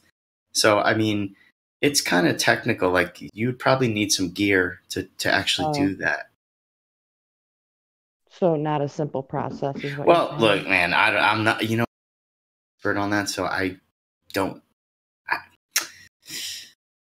think you could just like filter it out with like a coffee filter or something. Well, no, of course not. No. Yeah, I don't know. That's like the extent of my knowledge when it comes to that. So I really can't tell you. But I think water distillers, I think that's like a good investment. They're not cheap, but once you have one and you maintain it, I mean, you got fresh water. I thought they were about $100. So I guess like cheap is a relative word. It's not like hundreds of dollars, but I think it's less than $100 you could find one. I could be wrong. I'll have to search. Yeah, I would say about 100 to 200. I think is probably where they. Yeah, to me, that's money well spent. Like what do you call those things? K-cups, those coffee machines. To me, that's like a waste of money. Like, single cup of coffee. It's like, wait, this just cost me $1. It's like, I get freeze dried coffee like in a jar, and I'm not like a snob. I don't need like gourmet shit. You know what I mean? Yeah, but it's got to be. Yeah, dude, I can't drink bad coffee. I just can't. Mine's not bad. It's all right. It's like, it's not dirt coffee. I get like Taster's Choice. It's called. It's like a freeze dried, and it's actually not too bad. It's as far as any coffee I've had at any restaurant, like just regular coffee they make, I'd say it's on par or better than their shit. I've had worse. I've had like free coffee. Not so good. You go to like a store, like especially like at the lumber yard or the shingle place, they used to have a pot of free coffee, and it was like cheap coffee. It's like the shit. I think mine is better than that. It's just like freeze dried. They start with a better quality of coffee and then they freeze dry it, and it's actually not too bad. Because I don't make a whole cup, like a whole pot of coffee. It's like I just make like one cup at a time. So it's so it's like the instant coffee. yeah, it's instant coffee. It's just powder. It's freeze dried. Oh, okay, And it's like a shit hit the fan scenario. You have like a year's worth of coffee in a jar. It lasts a long time, and you'll have your coffee. There's some good ones actually out there. The Taster's Choice is pretty good. I like it. Yeah, a lot of people like that one. The Nescafe. I don't like Maxwell. I don't like Maxwell House. I don't like that, and I don't like Folgers. Okay. Don't like those. Does Chock full of nuts make one? That's my shit, man. Is it freeze dried? Well, no, Chock full of nuts. I don't think they make. I don't know. I was wondering if maybe they had a freeze. They probably don't. But I like their coffee. I like strong coffee, man. I think they had them in a package, like freeze-dried coffee. You know, like how like a foil package, almost like a ketchup package, but it's a little bit longer. They had them in a foil tube like that, and you just rip it out and pour it in, and it's like a single serving of coffee granules, and it's in its own single serve unit. That'd be cool too. I think they put them in like MREs, the meal ready to eat. So you boil your water and you throw that in, and then you got a cup of coffee and you got your sugar packets, and there you go. Even I think they have powdered cream. So like if you have like a meal ready to eat, the MRE, you could have coffee with that. I think they even make them like Starbucks even has them, the freeze dried coffee in a single serve. Really? Yeah, they're pricey though. They're probably they got the Starbucks price tag to it. Yeah, and single serving, you're always gonna. Yeah, so maybe you'll get like 10 packets of coffee, and I'm just guessing maybe it costs 50 cents a packet or something, maybe $5. I wouldn't know how to. I'm just guessing. If they priced it more than that, I wouldn't buy it. I used to buy Starbucks, but not anymore. I like the Frappuccinos in a glass bottle. I would get those at the Speedway. It'd be like 2 of them for $3, or 2 of them for $4. They're very good, but I hate Starbucks, the company, so I could live without it.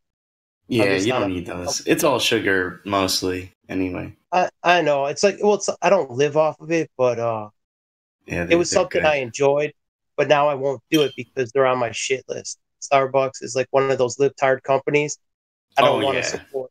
Oh yeah, dude, they're like deep into like the whole Zionist shit. Like the owner is hardcore Zionist.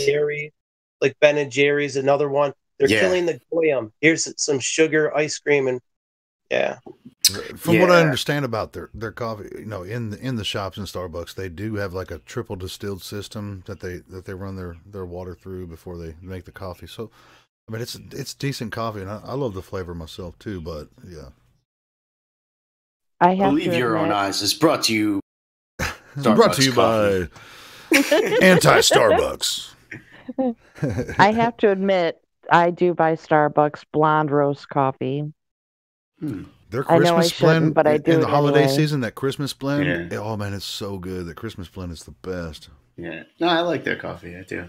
What is it? Is it regular brewed coffee? You brew it yourself with beans, or is it like freeze? Oh yeah, when you walk into Starbucks, you can buy their coffee there, or they sell it in in stores too, grocery stores.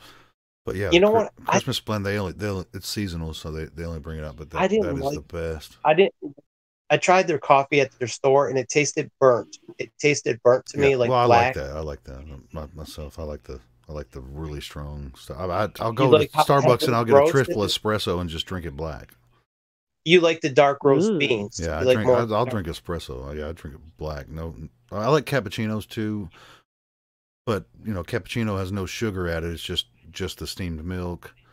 And the espresso coffee. Yeah, I love espresso. I can drink it black or with a little bit of milk in it. the Frappuccino does. It's got sugar and cream in it. Right. That would be my. I mean, yeah. People, if you like it sweet, that's fine. But yeah, I've been drinking black coffee since I was a teenager. I love black coffee. Yeah, I like it something like that. I like more or less like an empty stomach, like it's got the cream in it, so it's like milk with the coffee. So it's like it goes easier on an empty stomach than black coffee. Black coffee is a little rough, at least for me. For me, I just love the flavor. I don't drink a lot of coffee. I used to drink a lot of coffee, but I don't drink it much anymore. But I still get some every once in a while. But I want you to say coffee in a New York Jew accent. Give me my coffee. Coffee. What's going on with this coffee? I ordered coffee like 20 minutes. It tastes like socks. Tastes like my socks. Oy vey, this coffee is terrible. I mean, oy vey. I've never had coffee like this. All right, I don't want to get banned, so. No, you're gonna get banned. Hate speech. This is funny. You can't make fun of the New York. Shout out to Cigar Face, man. What's up, dude? He's out there, man. I see you, bro. He loves flat Earth, man. He can't help himself. Might as well face it. I'm addicted to flurf. It worked this time. Yeah, I seen him in Owen's chat.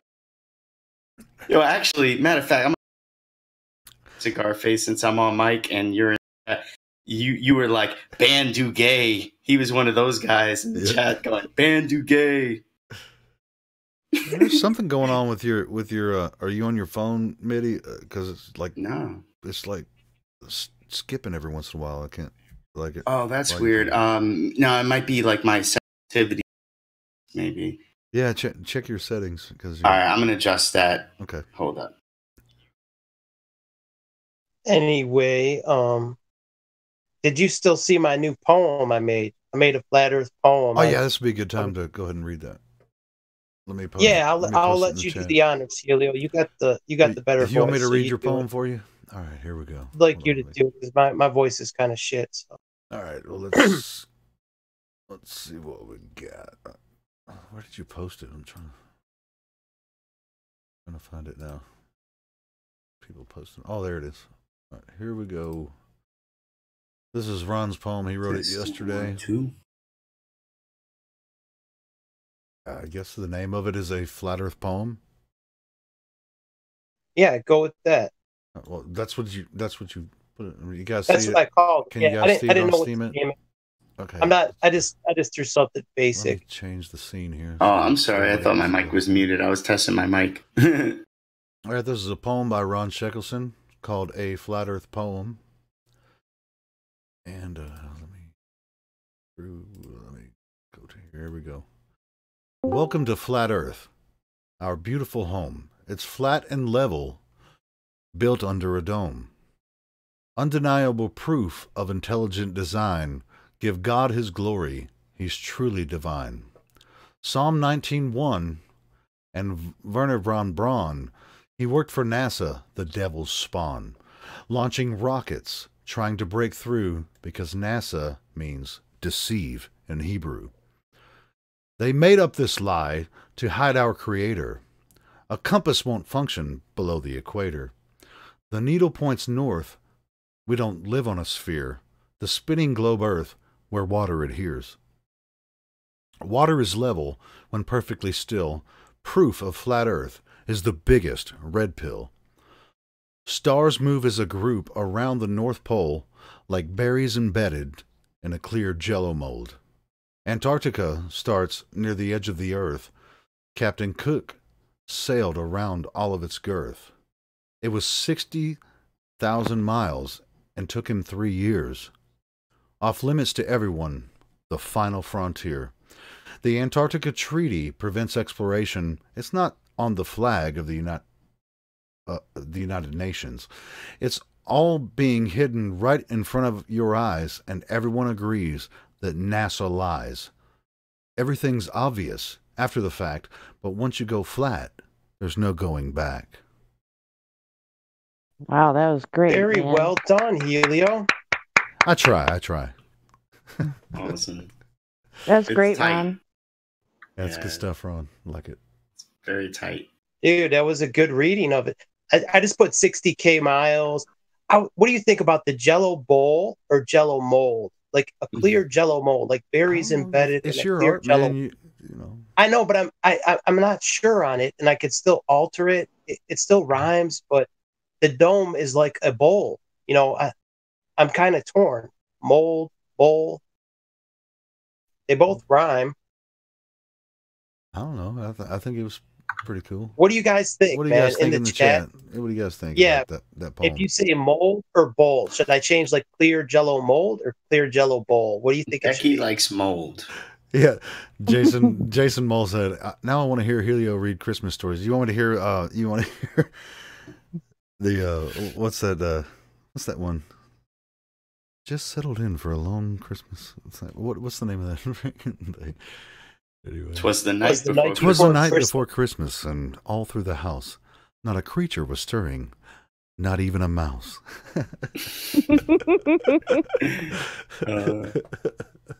I remember you were doing those Christmas songs, man. You were playing like that heavy metal version of the Christmas songs, and you were singing. Oh, that was August best. Burns Red. Yeah, Yeah, that was good awesome. stuff. They just That put another was. Christmas album out. They did. Yeah, then Oh, a second one. Yeah, I was like, I was Yeah. listening to it the other day, or Nice. like during the season, whatever. It's funny. I think that's what they're best at. I mean, their Yeah, songs they're are awesome. okay, but their Yeah, Christmas but their Christmas songs, stuff is badass. yeah, that drummer is badass. Man. Oh my He is- god, all of them are the guitar players too. Yeah. It's Yeah, and they're- it's and just they're so so technical. tight. It's insane, man. Yeah, they're good. But Yeah, when maybe it I comes should to Christmas, do that. Just like do some readings of different stuff. That's funny. The Bong. I was doing that one night, and Bong was like, "Hey man," he like pulled some script from The Lion King. He's like, "Read this." It's like as Mufasa. That was funny. I think that was on a live stream. I was like reading as Mufasa. Like James Earl Jones does Mufasa's voice in The Lion King. wait, that was James. No, Yeah. was it? Yeah, James Earl Jones is Mhm. Mufasa. Wow, they had so many celebrities in that movie because they had Sinbad, and don't tell me it was Shaq because it was definitely Sinbad doing the voice of the genie, and Robin Williams. No, Robin Williams was the genie. Oh, right. My bad. Right, Robin. No. Wait. And Aladdin. Was it Aladdin? Robin Williams was the genie in Aladdin. No, wait. Wasn't Sinbad? Oh, Sinbad was like the bird or something. He was Kazam. That's what we were talking Yeah, about. but the he was in Mandela Aladdin family. too. Yeah. He was in Wasn't he Aladdin. He may Shizmo? have been. I just know Robin Williams. Yeah, the he was genie. like a bird or something, I think. Anyways, doesn't matter. But anyway, I just thought, right, reading this, and people were like, "Oh, I want to hear him read Christmas stories," and that was. Then we did a stream, and Bong was like, he started pulling up, transcriptions of Lion King. He's like, "Read this." Bong is good with quotes. He'll like chime in with like a random movie quote. I love when he does that. Where's he at, man? He's always got that deadpan. You know what I mean? That deadpan Yeah. voice. He's hilarious. Love Bong. Yeah. Bong Yo, Sao. you got to do the What? song. This is where I realized they had a mistake when Bong was reading it, right? And he was doing it like in a deadpan style, like very monotone. Are you talking about the other one This- you wrote? This one, yeah, I'm gonna post it. It's okay to be goy. It is okay to be goy for all of those. You know what? I was thinking about this the other day. And goyim is a racist term, but it's not our term. That's what they, we're the goy. We're the goy. So when we say goy, we're not racist against Jews. It's No, we're revealing the racism toward us. racism. When you But use it's the not. word, But not all Jews. I would say that most Jews don't even know what the term goy means. They're not really practicing oh, they know. that. Believe me, they know. They say it. They All of them- behind all your of them back. know? They say it. I would say 99%. Yeah. They know. Well, The goyim know. And so do the no. Jews. Well, other way. Hold on. Let me pull that up. I don't know if I mean. There's some ideas that I have about if we're going to put it to music. It'd be more like a rap, and I had some ideas with some of Midi's music too. Oh, like that got rid of them, didn't it? All those downvotes. There was like 25 downvotes. It was all from that the F20. Oh my god! So when he was banned, all those things went away. It went down to 2 downvotes. Right, exactly. That's what because he said in the chat. I don't know if it was him or another troll, but he said 1 ban equal 1 dislike. That's how business is done, boys. Fair trader. Well, I banned him, so it's all good. Well, you banned him last time, but I just banned somebody else too. Who Crystal just banned him or timed him out. No, but I mean, I'm saying like when I looked at that last live stream that we did, there was only 2 dislikes. And it's so funny because it just so happens there were actually 2 other Globers in the chat aside from F20. Yeah, I'm not saying it was definitely them, but it's well, yeah, just, whoever was saying something about dislikes and stuff, and then Michael timed him out for a minute, and I just went ahead and I went ahead and banned him, and now he's coming. Now he's 20%. So yeah, just ban him. Here, I got him. He's outie. Say bye, fellas. Yeah, if it's F20, there's no end. He has an unlimited sock account, so there's like no point. Yes, no more. No, it's not even worth talking about. Yeah, we were talking about something. The point is enjoyment. We have an unlimited ban hammer. So it's like ban. That's right, man. And you know what? I haven't got to do this on YouTube in years. Mike loves banning. I used to ban 30 people a night on ODD. It's like Mario Brothers when you get the hammer, boom, boom, boom, boom, boom. Pew, pew, pew, pew. Oh yeah, what Helio was saying, we haven't had as many trolls once, because if you look at the government shutdown, NASA was one of the largest ones that was cut on the government shutdown budget. Like 99% of NASA's budget was shut down by this government shutdown, and we haven't had the trolls. And we've had less chemtrails, if you notice that. Have you ever got, I can't remember the guy's name. I'm subscribed to him. He's in Canada, in Western Canada. I can't remember his name. He'll go live and then start calling like space agencies and ask them about, just like, he doesn't debate them about flat earth, but he asks like questions. He called like education director in Saskatchewan the other day. But he should actually be more popular with his phone calls because it's funny, man. I can't remember his name. Steve something maybe. But anyway, I was watching that. No, I can't remember what my point was on that. He tried to call NASA, but they were closed because it was a government shutdown. He tried to call them, and there was a message, that. And then he saw somebody in the chat said, "No, it's government shutdown. NASA's shut down." And he was like, "Oh, it's government because he's in Canada." So that was funny. NASA's shut down. It doesn't hurt my feelings one bit. The devil's spawn. The devil's spawn. You did that good, man, for your first rip. There was only one little hiccup. That's okay. You did good. Right. For wrestling. Thanks, man. Well, Helio, thanks for writing it, man. I appreciate it. Helio, I wanted to say, I love that you posted that clip from our live stream last time. That was like the funniest moment. That was so good. Jen sent it to me, and she's like, "Here's what," because it was hilarious. But yeah. Okay. And she sent me another timestamp where Michael took, I guess, said something about Negator. I haven't clipped that one out yet, but. Okay, what I said was not even close to being as amusing as watching Helio throw his head back and laugh for like 1 minute straight. It was awesome. It just like hit me right. Best. I was just like, the government shutdown is causing the trolls. Just like there's so much. There's a big lack of trolls because of the government shutdown. It's just like. It's classic. Yeah, that was a good joke. It like took a few seconds for it to set in, and then once it set in, we all started cracking up. That was good. Those are the best jokes. Yep, it is no I don't know if I coincidence. posted these, but if you see, look at how they depict the devil in these pictures.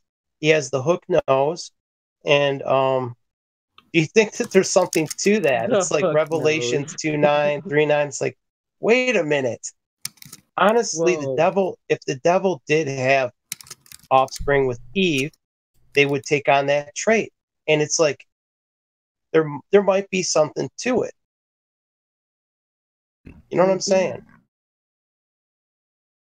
There is no coincidence.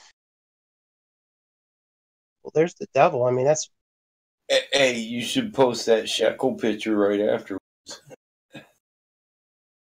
I get you, Ron. you The get hook it. nose. The guy with the hook nose. Becky. That's funny. Baby, don't hurt me. No more. How do you milk sheep? Release a new iPhone. Becky, you're funny, man. That's funny. That's funny.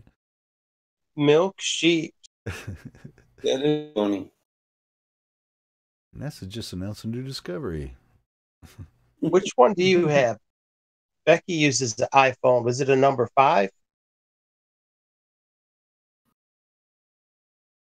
The 5 is I'm cool. not on a mobile. I'm on a I thought- Samsung tablet. I thought it was hilarious. Owen Benjamin filled in the byte out of his Apple laptop. He filled it in. Did he? I didn't see that. Yeah. I didn't notice that. Painted it? Yeah, he took, I don't know what he used to cover it up, but it looks like a whole apple now. Tape? Hell yeah. That's brilliant. Cool, man. I didn't notice that. He's funny, man. He's a really funny guy. I thought Dude. you were on an iPhone. I'm like, man, Becky is really fast on a phone. Like how fast she could text. You heard this stuff that Owen Benjamin was saying? He was making so many funny jokes, man. He was talking about Jews being sneaky. Like that was the funniest bit, man. All right, well, maybe we won't talk about that, but you know what I mean. You know who did a good like snippet videos of him? John Thor. Have you guys seen it? No, post a link. Yeah, they posted like it's really good. He actually like put some background music, some pictures, and he takes out some really good clips of Owen Benjamin, and it's just like, dude, I hadn't even seen those. I don't know where he got them from. I don't know if he was talking about Flat Earth like before I was hip to him, but I was like, I've never seen those. But then again, he's like on what episode now? Oh, he's on like 213 today. Who, Owen Benjamin? Yeah, he's on episode 213 of his podcast. Man, he streams every day. He makes like at least 1,000 a day. You know, like I see money rolling in. Yeah. What's Staying that? alive. Staying alive. Yeah, I like that pic you posted. Staying alive. Yeah, he said he spends all his money that he makes on the live stream. He spends it all in like Home Depot buying like fencing supplies. I think he's back, man. I think F20 is back. Oh my god! It's probably never going to stop. Like 1.5 volts. Yeah, that's definitely him. That's his style. I know his sock account names. That's definitely him. Your efforts are futile. Hey, that's the video, guys. I posted on the live stream text, and I'm gonna post it in the live stream. Oh, on YouTube, dude, we have 13. We have 13 thumbs down. Let's see if we can clean this up. Hi, F20. Bye, F20. Hello, goodbye. Hello, goodbye.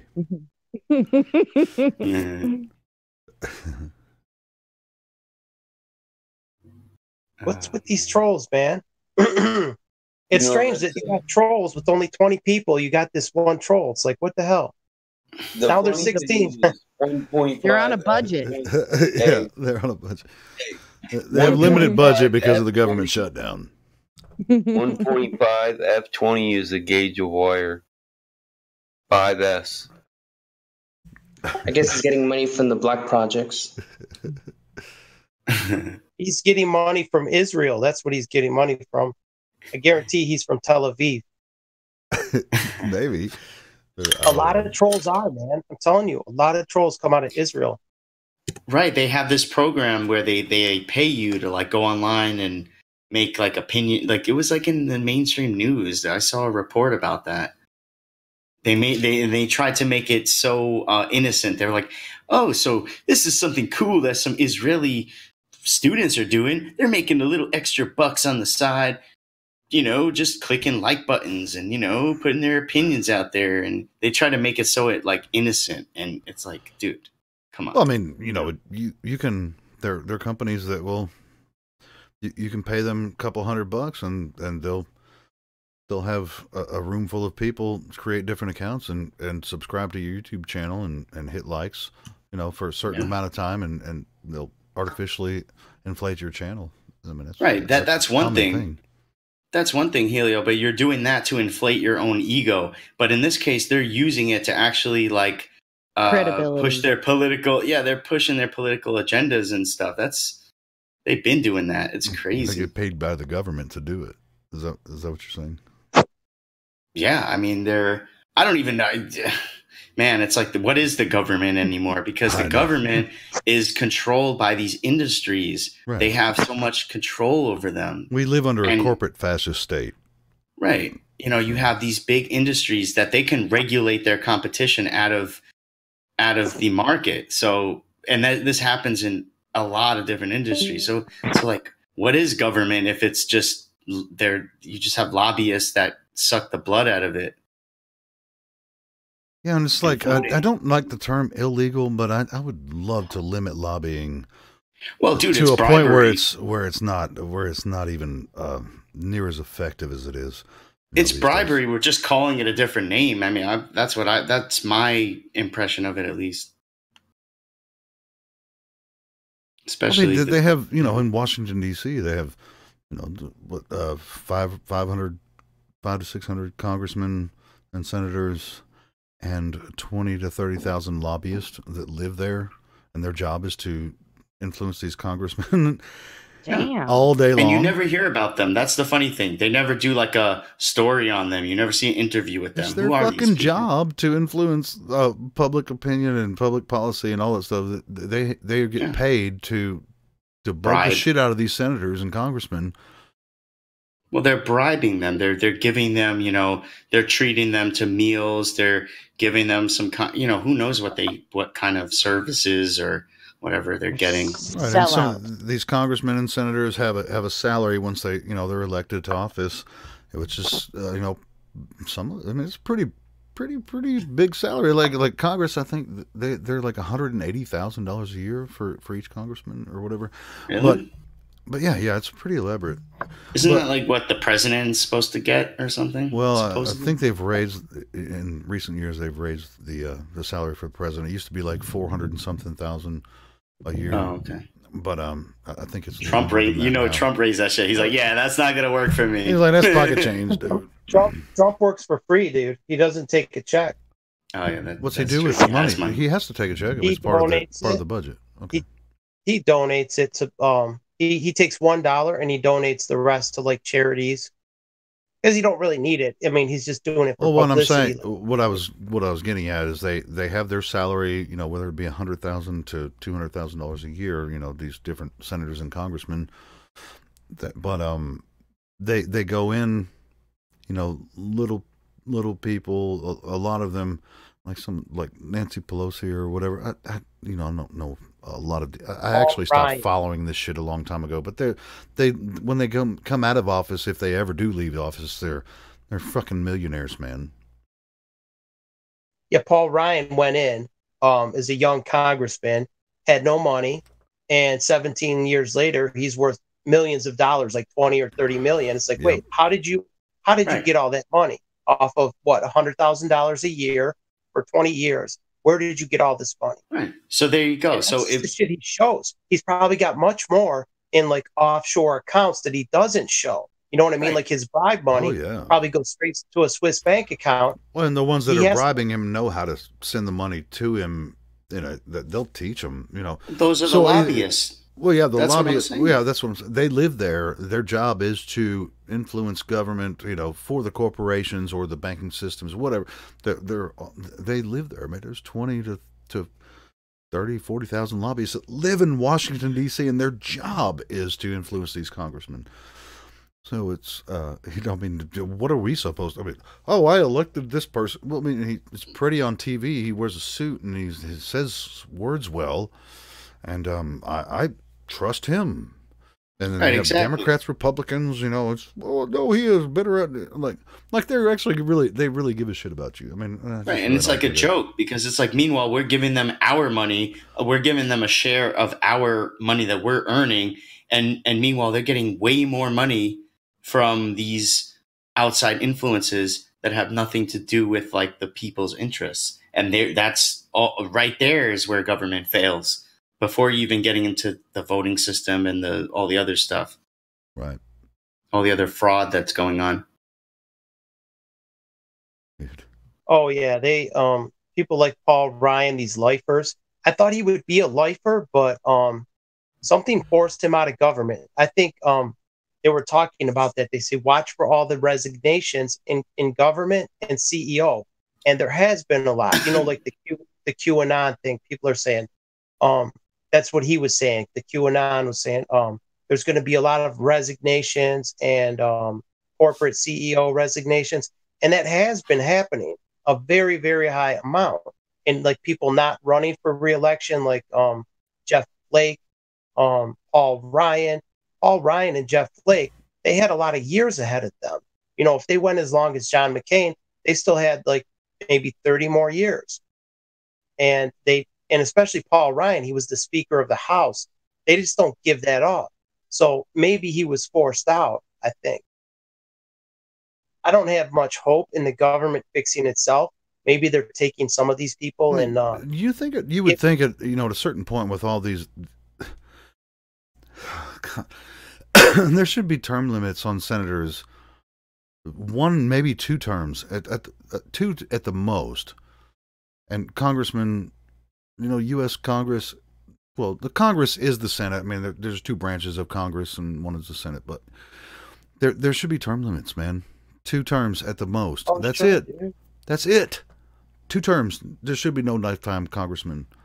None. Yeah, I'm not against Trump. I like what Trump was doing. He got us out of the Paris Accord, that carbon tax. He got us out of the TPP. I definitely like what Trump was doing.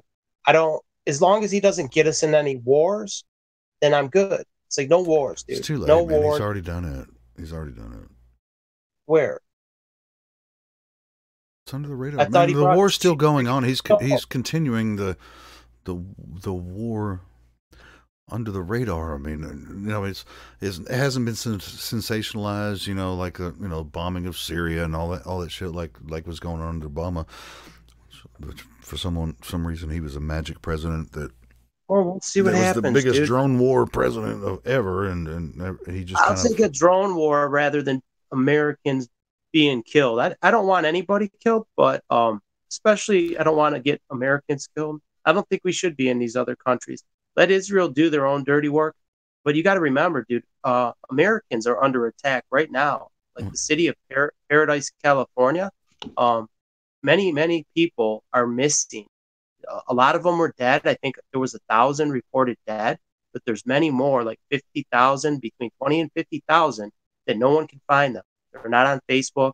They're not on Twitter. Their cell phones. They haven't paid their bills. So it's like, where did they go?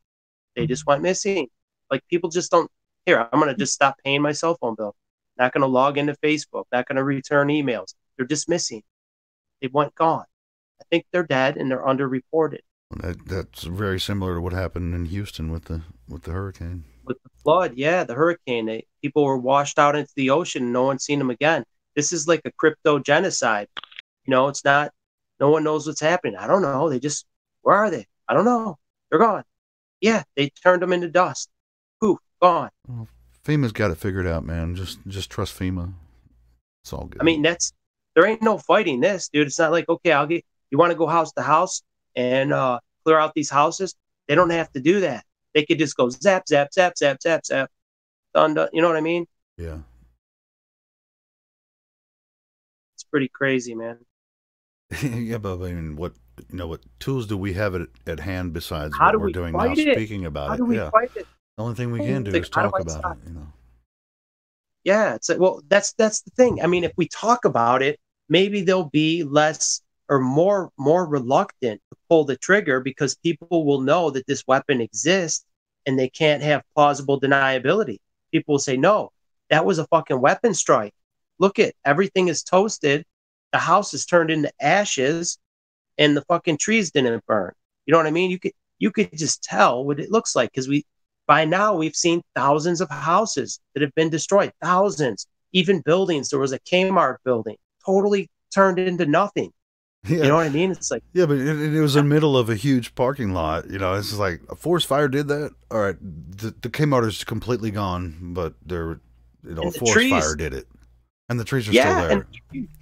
The one in the parking lot, the gas station was gone, the building, but the pumps were not gone. The pumps were not hit with the fucking directed energy. It's like, really? The gas pumps are fine, but the building's gone. All those random buildings surrounded with a parking lot. It's getting so obvious, and there's still people that think it's fake. There's still people that don't think it's real. I'm like, dude, are you serious?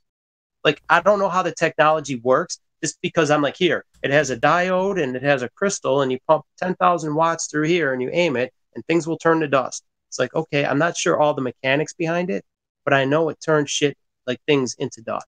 It just, things get evaporated. If it's a microwave. There's somebody in the chat named Michael Jordan. He said, "I'll wait." He's like asking baller questions, and we're all idiots because we can't answer them. Well, we can answer them, but he just won't accept them. We could answer them. We could answer them briefly. Go to 24/7 Flat Earth Discord, and there's many people there that will help you with that. Do you have a link? Do you have a link for Michael Jordan where he could? The link is in the description. There's several links that work on there. But Michael. We have enough guys. We have Michael Smith. We have Jose. We got everybody in the chat that are good at flat smacking. Well, I mean, Jose was already talking to him, and he's just like, "Show me, replace with flat." I don't know. Well, Jose is better on voice. I think that's where Jose really dominates. Everybody is, dude. It's difficult to get your point across with 200 characters without any pictures. I mean, when you're a mod, when I'm modding, I have a little bit better, because I could send people pictures of memes and things, but It's still a pain in the ass. It's still difficult to flat smack with 200 characters on YouTube. It's very hard. Yeah, I like being a mod because then when you're flat smacking, you say something and they're like, "Oh, that's bullshit," and then you're like, "Hold up." I love saying that. I'm like, "Hold up," and then I post the link right after. And then they don't click on it. They don't click on it. They don't answer. They're just like, their job, Oh, you're a dumbass. You watch YouTube videos and you think you know something, man. Hey, you could come to Discord, Michael Jordan. We have a link to our Discord. He said hangout invite, and that will be in the future once I get my audio issues figured out. We'll be able to put a hangout. Nobody's going to ban you, dude. Nobody's going to ban you. We're here right away, anyway. Yeah, but we will debate, and everybody's respectful. As long as you're cool with us, we'll be cool, because we do have people of differing opinions that have been there a long time, and as long as they get along with us, we don't really care. Cigarfist says, "You ain't the real Michael Jordan." I think there's probably, honestly, he probably could be, because there's probably about 50,000 people with that same name. That'd be cool if he was. Imagine number 23. I mean, I think he's my favorite basketball player of all time. I mean, Michael Jordan was. He was a freak of nature. Oh, it's back again. Who? The 1.5 volt. How many downvotes did he give us? Oh my god! I think Michael Jordan's more interesting. He's funny. No, Michael Jordan is probably a real person. He's He's not a sock. At least his account has been around a while. He's not like a new account. Yeah, I've seen him around. He has no content. Channel has no content. Wait, I'm sorry, I didn't mean to block you. I'm sorry, I just blocked Michael Jordan by mistake. I'm gonna unblock him. Oops. My bad, dude. That was a mistake. I was trying to click on his channel and I subscribed by accident. Anyway, what oh man, I won't be able to stay on much longer, guys. Yeah, subscribe to Michael Jordan, guys. I think we could probably wrap it up. We've been on a while. We didn't want to make these go too long, so that way. Yeah, we're gonna try to do shorter streams, guys. I mean, everything's been rolling pretty good. I appreciate all the people that new subscribers, and we see somebody new in the chat every time we go live. So, but I don't necessarily want to wrap it up right now. I just want to say. Oh, okay. Yeah. Well, yeah, we can start. We can go another 30 minutes or so, and I just want to, yeah, I definitely don't. Yeah, because if we make them too long, nobody watches the. We can't have 8-hour long streams. Yeah, 2 to 3 hours. You'll get a lot of people watch it the next day while they're working or whatever, or listen to it or so. But yeah, it's all good. I just want. I'll listen to it. Yeah, it's all good. Hey, Scarface said thanks, man. Man, thanks for showing up here, bro. Man, you know, me and him have been in this for a long time. Like I met him very early. I mean, he wasn't Cigar Face then. He was somebody else. But yeah, he's we used to have some fun times, man. You know, we'd sit in some of these flat Earth hangouts, and it was just a free for all, man. It was fun, man. It was great. You could actually put the link out and not worry about getting porn bombed and all that shit, and just have people just have a great time. And we're not having a great time, but anyway, but yeah, I had some good times with Scarface in the back in the day. But yeah, he seems like a cool guy. I've been seeing him around. He's silly, man. He's silly. He's he's funny. Yeah, but I don't know why he wanted Owen to ban Eric Dubay. I still don't understand that. He's just a joker, man. I mean, that's I know. He was trolling. He was trolling. He was like, people started it, and then he kind of jumped in on it. He was like, ban Dubay. Wait. Who wanted him? Who wanted Dubay banned? Cigar. He's just a joker, man. I mean, but yeah, nobody banned Cigar Face. I mean, if somebody bans him, then I'll give him a range. Why did Yeah, I don't think he was like, oh, do it again, Dubay, because Eric Dubay said, I'd rather be a truther than a friend, because he's like, I'm friends with Alex Jones, and there's no way he's controlled opposition. I'm like, oh, man. Mm. Could he really be that naive, or do you think that Owen is part of the shill group? It's hard to say at this point. I mean, dude, he's like, if I was as talented as he is, as Owen is, I would be saying the same shit. You know, he can talk really well. I would be doing that, but I'm kind of a reserved person, in case everyone hasn't noticed. You know, I never thought that I'd be, doing live streams and putting myself out there like this. You know, I'm a musician and I can perform in front of people, like doing music, but as far as talking, I've always been very, very reserved. So, if I had his talent and just like, I would be saying the same thing the same way and just make everybody laugh, and call the bullshit out. It seems like, to me, he seems genuine, but I mean, he's also an actor, so it's hard to say. It's hard to say, but I do like everything he's saying. So I don't know what else to say. Oh, look, he is a NASA employee, dude. The insult generator. I don't even believe that. I think he's just a straight up troll. I think he's a regular troll, but he is being paid from. I bet you he is paid, dude. He's been around for a while. Like, I know people have been in the scene for over a year and they know of him. So people like you, those kind of people. Well, he used to bomb Jamie, like Jamie Brown. He would go get like 100 downvotes in like 5 minutes. It's like boom, boom, boom. That's pretty funny, actually. Like, who cares that much? That's what boggles my mind, man. I'll tell you who cares, dude. The space agency is like, here go. They have trolls like this, probably, thousands of them. Here, anybody with a live stream about it's a flat earther, go bomb them. Not that they're going to make a difference. They're not going to turn us back to globetards, but that's their job.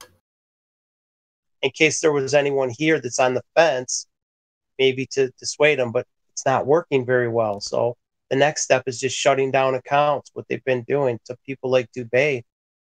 People like that are effective. His videos are that's what red pilled me. His videos are so well made that it's undeniable. Yeah, that's his videos. I'll go ahead and reinforce. I do have a Flat Earth playlist on my channel. You know, if there's people that want to, every aspect pretty much is covered in that playlist.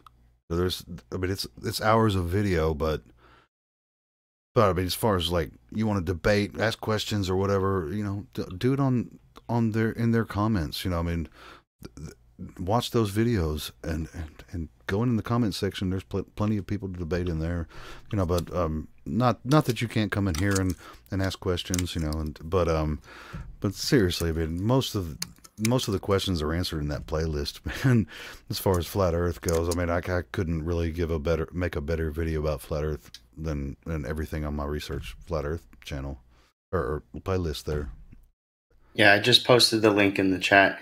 I think ODD is really good for beginners that are very new to the subject, and then people that are a little more have a little more, I guess, capacity to learn. Eric Dubé stuff is great, but you know those videos are like 2 hours. D Murphy's channel, you know, D Murphy's down the list too, and then Brian Mullen is in there. You know, all that stuff's Brian in there, Mullen. man. It's all in there, man. And you know, it's like how many all the videos we need have already been made. It's like there's newer stuff like the infrared cameras that's just adding additional layers of proof onto what we already knew. You know what I mean? Like here, I already knew it was flat, but this is additional evidence, like these long-range infrared videos. It's like, wow, that's incredible. That's just additional. You know, that's just like the icing on the cake. You know, for someone who's really, really stubborn and not willing to budge, when they see stuff like that, like, oh shit, Right. what do I got for this? I don't know. Cigar face said NASA is for NPCs. I agree. Where's the joke? What's the joke? His mom is an NPC. I'm not. Oh my goodness, man. Fabric of space time.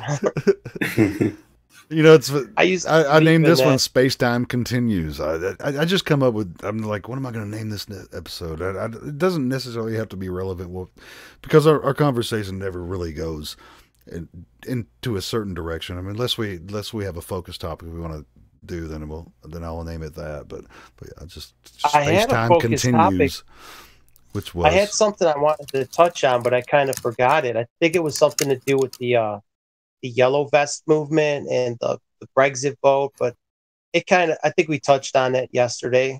Yeah, I think we handled the Brexit. I mean, yeah, the Brexit thing. We handled that. Yes, I mean, for the most part, it doesn't necessarily affect the U.S., but it does, you know, ultimately, because. Well, no, it's just a way to say that government doesn't work for the people. So let's say they had a direct vote and said, no, we would like to leave the European Union, and the government defies the direct will of the people.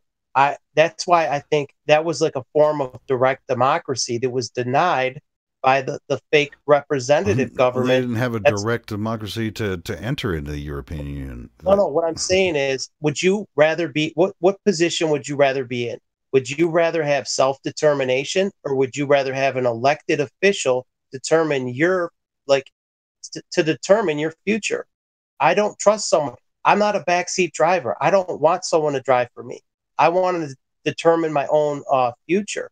I don't want my life to be in the hands of some corrupt SOB. I would rather determine that. And that's why I'm saying I think a direct vote, like a Brexit, I think all that. Would you rather have a vote on going to war in Iraq? Hey, everybody gets a vote. Shall we go or not? And I think it would be better that way. And there's enough woke people now that would say, no, I don't want to go to war. Fuck that. But you could find 535 corrupt people, or even half of those people, enough to go to war. All you need is 51% to go to war. No, you don't even need that. I mean, you know, with going to war now, you know, so by the support of your supposedly the support of your country, you don't even have to. Your representatives aren't even representing you. You know, they don't even That's have what to I'm have a saying. vote for war, like you know, it's in the Constitution. They don't even have to have a vote anymore. It's just, you know, it's what the hell's it called? Oh, I can't remember what it's called. But yeah, any of the modern wars, none of them have been voted on by Congress to go to It's war, called including the one after 9/11. bullshit. Oh, are It's you talking called about bullshit. martial law? No, I'm talking No, about no, where the president there's something in the Constitution that says that a certain amount of Congress has war to powers vote to go act. to war, the War It's like Powers the Act. war power, But that you know, all these wars that we've had over the past 20 years, none of them have been approved. undeclared wars. They're undeclared wars Yeah. that have not been approved through Congress through the constitutional method. None of it has been. None of it, man. All of these wars. This is the. Oh yeah. It's none of it's an officially declared war by America on another country. None of it. They go through the media now. They just bypass the whole system. They just they put it on TV. Yep. And we buy it. We got a threat, and then they'll have one of their puppet presidents, you know, say, "Well, we have a threat over here, and we can do this," and you know, That's just a troll timer, Lisa. If you went on Discord, they make you wait 10 minutes because we get bombarded by troll accounts.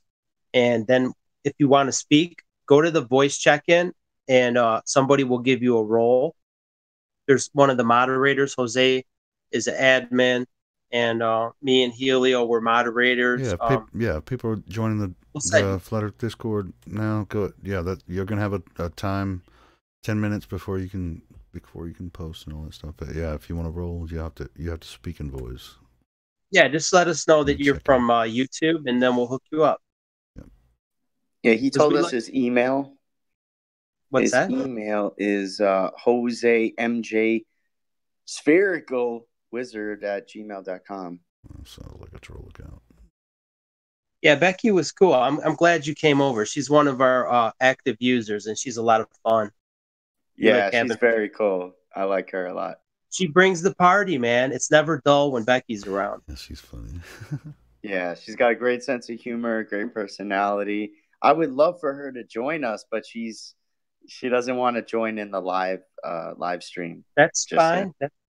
She's good enough. She's keeping the live stream flowing in the chat. That's important. That's true. Yeah, it's very important, man, that people keep the chat rolling and everything, man. Because the chat's been flowing. It's nice. That's the interaction. That's what makes a stream fun. When I'm on a live stream, that's the most fun part. When I'm not on the show, I could still interact with people through the chat. And that's why some of these larger streams are very popular, because it's like a meetup. It's like a meetup of friends. There's 500 people. Oh, I know you. And we all know each other. Like when Richie from Boston does a live stream, I'll see a lot of people. When Lift the Veil does a live stream, I see my group of people that I hang out with. All these different live streams I go to, those are my friends, or my online friends. I hang out with them. I want them to come here. I'm like, guys, come here, hang out with me. And a lot of them, you met my other friends. Like I have like Jason and JJ and Dr. Michael and these guys that I know from the other stream. They're all really good people. Yeah, and I brought in some really cool people so far. Yeah, I met Becky in another stream. She was on Mark Google, Blaze, like a lot of people from different places. Nikitas. Yeah, he's really cool too. Yeah, he's smart too, man. He knows a lot of shit. He's like well read, and he's good with computers and shit too, on the hardware and the software side. He can manufacture them from the soldering on a board, and he could program them. So he knows. Some people know how to the software side, but they don't know how to build hardware. He could do both. He's like a rare bird. Taking a break again, gal.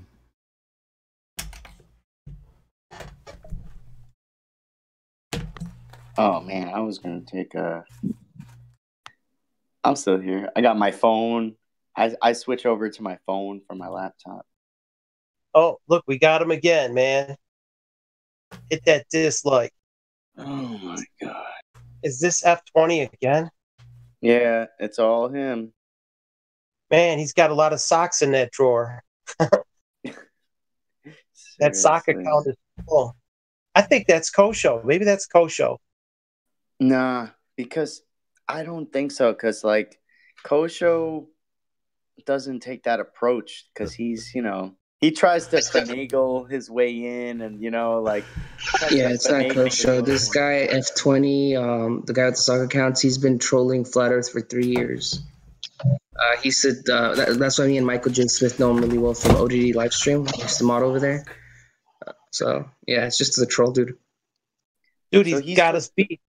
26 down votes. We only have 22 up votes. He's got us beat. Yeah, I think it's gonna go away eventually because the last stream, I think he must have disliked it, and then it only came out to 2 dislikes when the stream got published. I don't know, man. He's wasting his time either way because it's all YouTube engagement. Like, I don't think he realizes that that's how the algorithm works. Don't click the button at all, dude. No, let him keep downvoting it. Make the stream, make it happen, make it pop. Yeah, it really doesn't matter. At the end of the day, YouTube basically adds up the dislikes and likes and tells you like, oh, that's the engagement.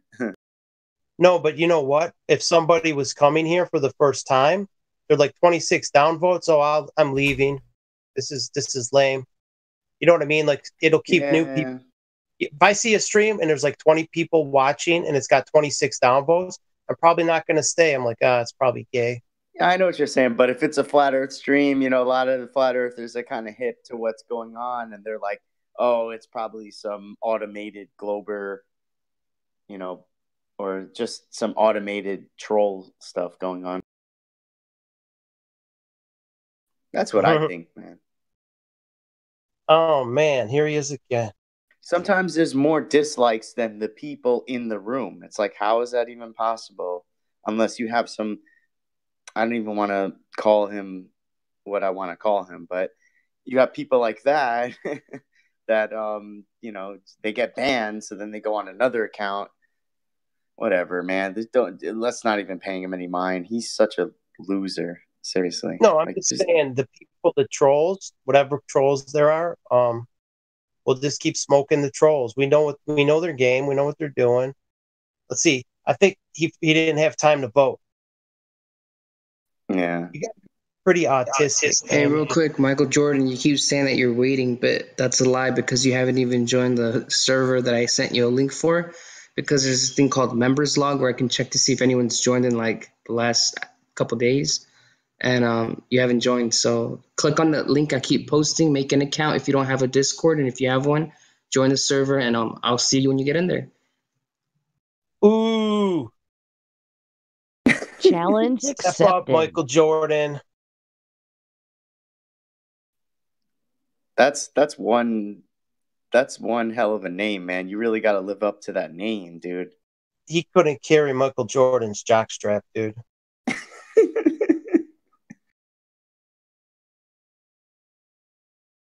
Yeah, these guys, see, they talk a big game, but they can't prove anything. That was like the argument I got in yesterday with that other Globetard. He was all triggered, and he had nothing.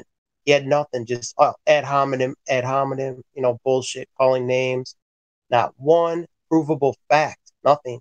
Yeah, that's all. Yeah, I think they've kind of strayed away from actually trying to offer any kind of evidence or proof or anything, because it's like, what do they really have left? They don't have any, and he didn't have any. He just had insults. It's like, I'm not going to talk to this retard. He's fucking retard. You know what I mean? It's like, okay, not going to dignify it. Yeah, I think that I'm not even going to flat smack some of these people. I think I'm just going to take that approach and be like, oh, you're retarded because you're a Glober, and just shut down the conversation that way. Because it's, even if I tried to offer them some kind of proof, it's just going to turn into the same thing anyway. So I should just jump right into what they're doing. It'll be interesting to see, like, what's the final downvote count. We'll know how many stocks he had. It's like, now when they get banned, he's going to have to make 100 more, or whatever he does.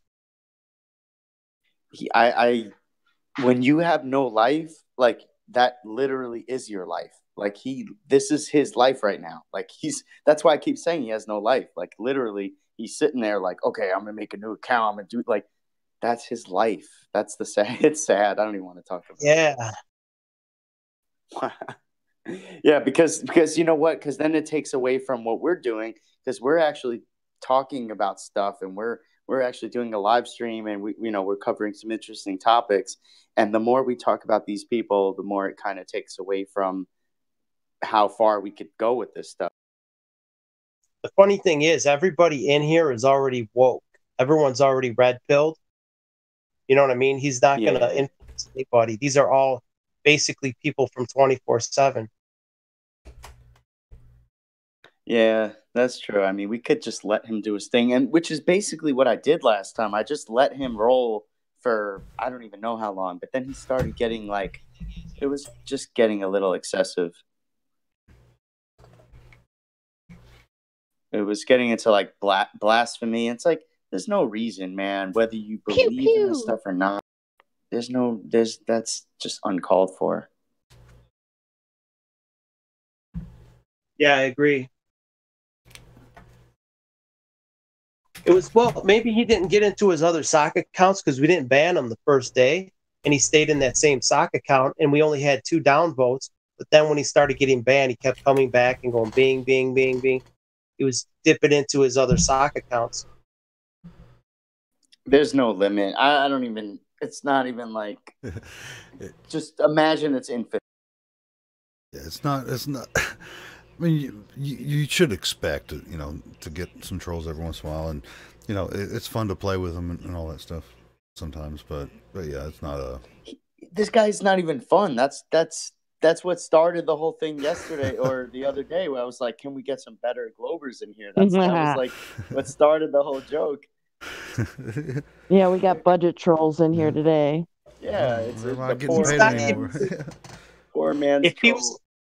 If he was a funny troll, I like arguing sometimes with trolls. It's yeah. He doesn't even have any humor to add. It's like, yeah, if they're gonna be funny, yeah, I could have a conversation. We could be arguing or debating or whatever, and we could still have fun and be like, hey, all right, dude, it's funny. But nah, man. Could be a bot. It could be a bot, like artificial intelligence where it has a lot of bots, because it doesn't get bored and it's still the same dry. Like the usernames are so lame. It uses the same usernames. Like there's no creativity. I notice usually they have like degenerate names. Like a lot of these trolls will have like cum farts and stupid stuff like that. Come on. Yeah. I'm serious. I know. Degenerate stuff like that. We've all seen that. Yeah, I already have. I mean, I just went over my ban list today. Yeah, those are banned right away. So if you don't want to be banned, don't just come in. And that's like you asked me, Ron, about turning off the slow mode. It's only 5 seconds. Slow mode is 5 seconds. I mean, just because it says slow mode is on, I mean, it takes longer than 5 seconds to type your next phrase if you're going to type in the chat. But it's just to avoid someone just going 6666 enter 66 enter and just fill up the whole damn chat with just some bullshit. That's slow mode's only 5 seconds. By the way, for everyone. That's and I prefer it that way. I prefer it that way. So. No, wait. I got to tell Ron, I was telling Helio earlier, I don't even think this was when we were on air, but I saw a troll. He had this account. It was called Helio Skeptic's Little Dog or something. I don't know, man. I don't know what people up at you, man. At a certain point, I guess they just like to have, I don't know, just like I'm saying. I mean, the trolls love Flat Earth as much as we do, but for a different reason, apparently. Yeah. So, agreed. So we're just actually, we're gonna keep on keeping on. That's what we're gonna do. Yeah, the guy who was doing that, I actually know who it was. It's this guy called Ronnie, and he trolls a lot of flat earthers. He trolls what's his name, Vegan Goy, and he trolls. I think he actually got Nathan shut down. He might have been the guy behind that. Yeah, I'm not. Dude, if he's got 100 sock accounts and he sends 100, whatever complaints, or I don't know how they do it. Like, how do you do it to send a complaint to YouTube, like a strike or whatever? Yeah. But maybe they should know better than like sock accounts with no, like, okay, 1.5 volt, 1.5 volt. It's the same name. They have to be able to filter sock accounts. They should. Yeah. No, the guy I was talking about is called Ronnie, but it could be this. It very well could be the same person. Who knows? Are we just playing with insult generator and everybody's just like timing him out until he can post again? I mean, if he's causing problems, No, you just ban him. purge him. Just ban him. Yeah. And you know what? The count didn't go down any, like the people watching. So it's just he's coming in one at a time with his troll accounts and getting hammered. Yeah, that's like his fifth account with the same name, bro. Oh, okay. He can't think of something better to name it. It's like F20 insult generator 1.5 volt. He's looking around. What do I got? Oh, I got a 1.5 volt battery. F20 is a real thin wire. Michael Jordan said, well, he didn't spell it right, but I think he's trying to say, I got Southern voice. I don't know what that means. Helio got a Southern voice, too. I'm from the South. What's your point? Helio. I'm from the South, y'all. Actually, I was born in the North. I was born in Ohio, but I moved down to Arkansas when I was 10 years old, so I'm from the South. He acquired the Southern voice. Dude, I love the South, man. There's some fucked up shit down here, just like there is everywhere, but the South is better. Yes, I would agree. The South would be better than this shithole. Yeah. But anyway. But yeah, I love the South. I don't know. I kind of like being a Yankee. I don't know. I want to come up there and visit Michael. I want to come up there and meet you and Ron, man. We're going to come up to your ranch, bro. Let's go mud bogging. Hell yeah. Go to the mud truck. I've been trying to find a dude brave enough to ride my bull. I'm not going to do that. Really? What's the point of that? You get your nuts crushed, you get your head I'm not riding him, Ron. I don't care. I want to ride one of your hot rods. That's what I want to do. I just want to videotape it. I ain't getting on a bull, man. Fuck that. Oh, that bull's an asshole. Nobody's really handled him his entire life except for the vet, and she dopes him up before she does collection for breeding, Or if she has to inspect him. Seriously, she tranks his ass or gives him an apple. Wait. How do they get a sample? How do they milk the bull? Oh, God. I don't really want to get into that. Yeah, we probably should. The prostate, rubber gloves, and yeah, maybe another stream we could talk. I thought they had a stream, bro. I thought they had a dummy for him, like a cow dummy, and he gets it from that. No, we don't give him pornographic toys, Ron. No mannequin. There's some cow porn to look at. Premature ejaculation is established. They milk the prostate. That is not cool, man. And I've only heard this. I've never watched it, bro. That's what I pay her for. Matter of fact, I don't even let my daughter outside when it's being done. Like, you stay in the house. That's something you don't want to see, dude. It's like, what the hell is that? Yeah, nobody needs to see that shit. There's the bull with the raging boner. Yeah, that bull will make you jealous, dude. It's like as big as a human arm. No. Yeah. Okay, the stream is ending now. Look, when they talk about cold, deep water, the water's cold and deep. That's for real on a horse or a bull. Hey, yes, I know that. I mean, people they can Mark Twain with that motherfucker. Michael. Wow. Look, not everybody got that one, dog. That's checking the depth of the water in the river you're on. I get it. It's like it's the old joke, you know. It's like you know. No, I'm not. We're not going there, man. We already did. Yeah, when I go to the urinal, I'm Mark Twain. I don't know what that one. I didn't know what that reference was. I was thinking of Mark, like the writer.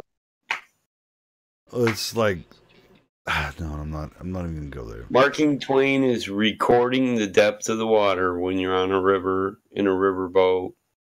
Use a string. You're taking a piss.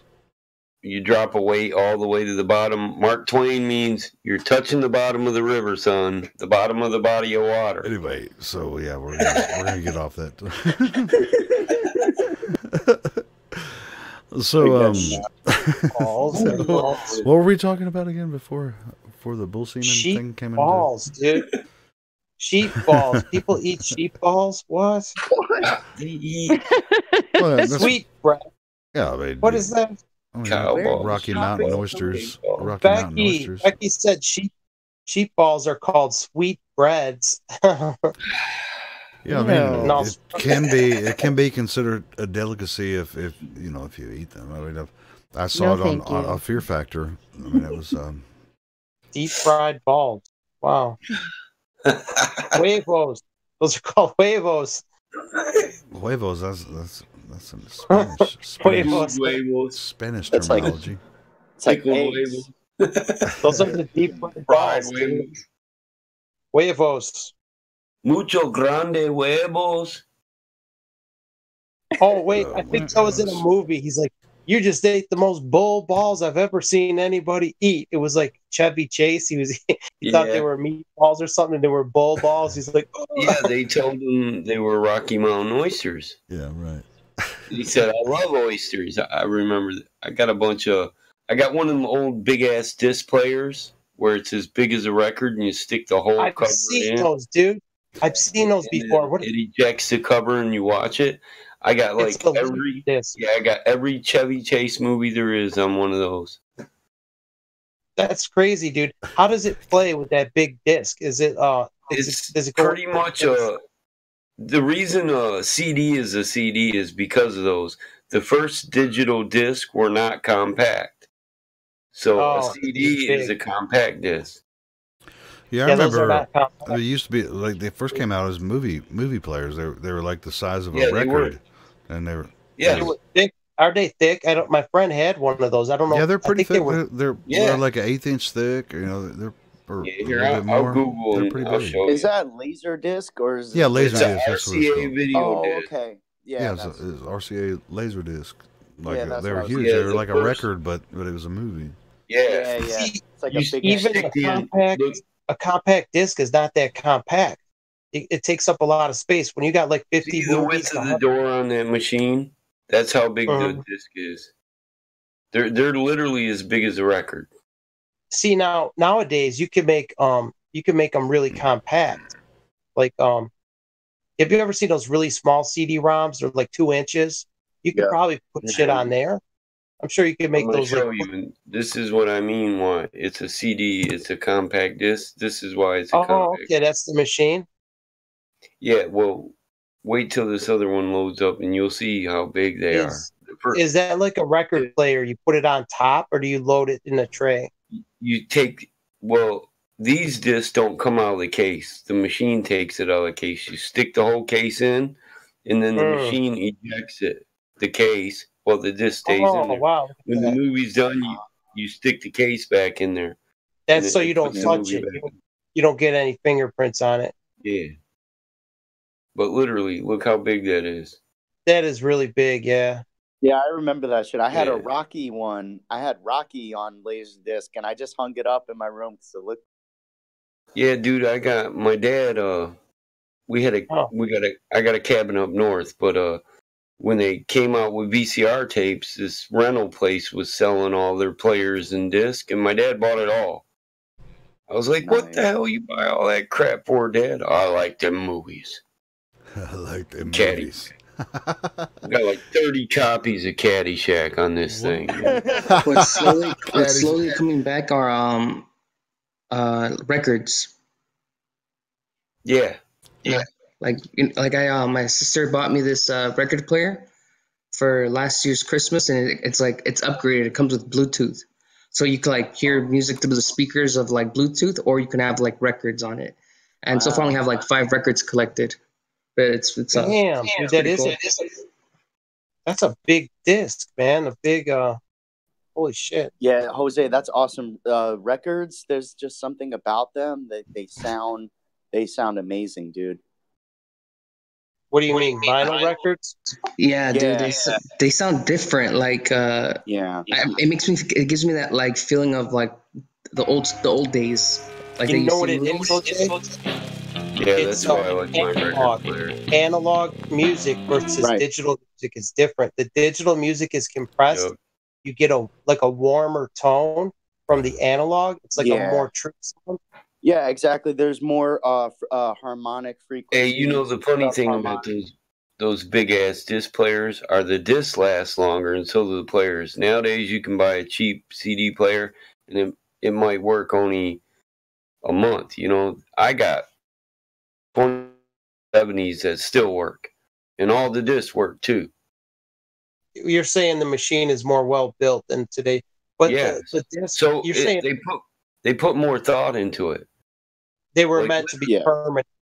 This disc right here is from the second era of them, where they made it to where you actually pull it out of the case yourself and put it in the player. But the first time they thought, well, we don't want people scratching them, so we'll make the machine do all the work. I don't know. Like that's what I got. Yeah, I got the first series. Then they're like, oh, we do want them to scratch it because then they'll buy more of them. Well, but what if the like the automatic door locks or the automatic windows on a car, sometimes they break, and then the machine is worthless if you can't pull it out of the tray to load it. Every one of those that I got for the 70s that I've been storing, if I break them out, they work right now. That stuff, they're made with metal parts. They don't quit. They're not the new plastic Japanese bullshit, bro. Hey guys, one of the records that I did get was Kansas, and it's like it looks like a flat Earth. Watch, check it out. I'm gonna post a picture. Carry on my wayward son. There'll be peace when we are done. You guys see the record? The box? Yep. Yeah. It looks like a globe. Don't you cry, no. No, it looks like a boat going off the horizon, like off the shore. Yeah, it is. The boat sailing off the edge, but there's a globe. Like the whole thing is a globe. Yeah, they're probably trying to tell us something in this. Yeah, that's interesting. It's like a flat Earth. It's like your typical flat Earth beam with like the edge, and then you have like it's surrounded in a sphere. That's really interesting. It's probably a good record. I think a lot of record covers, they had this kind of artwork, and one of them was I think it was Rush. Someone there was something about their record. Someone I was watching. He was decoding all of the pictures. You got any Rush albums, Mike? Some of the pictures, I just wanted to see like what the similarities are between them. Somebody was decoding it. There was a video I watched.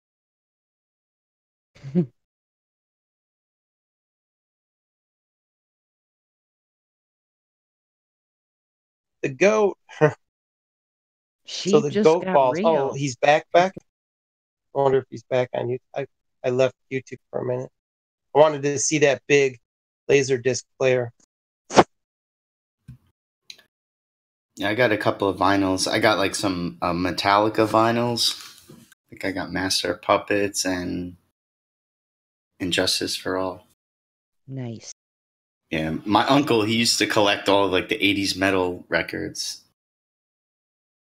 I got Metallica on a DVD, or no, on a CD-ROM, I mean. Oh, which one? I have Ride the Lightning, I think the one with the lightning with Yeah. Seek and Destroy. Yeah, and I got the Black Album. Yeah, that's one of their best. Yeah, I like the Black Album. And yeah, I got those two. Nice. And the rest of them, I just bootlegged. I think I might have 3. I'm not sure. I haven't listened to CDs in forever, man. Oh, let's see.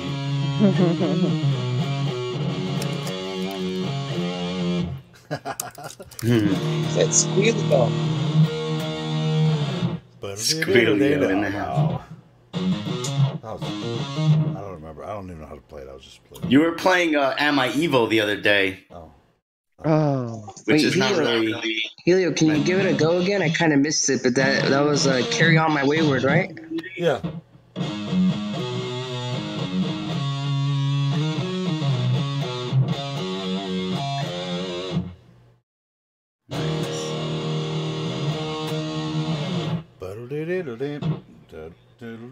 Hey, Helio, can you play Dust in the Wind?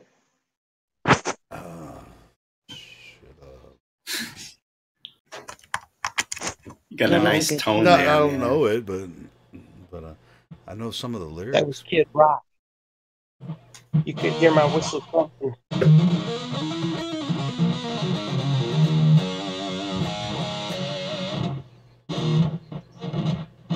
Anyway.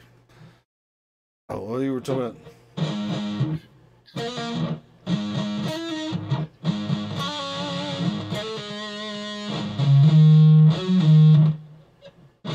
Shit.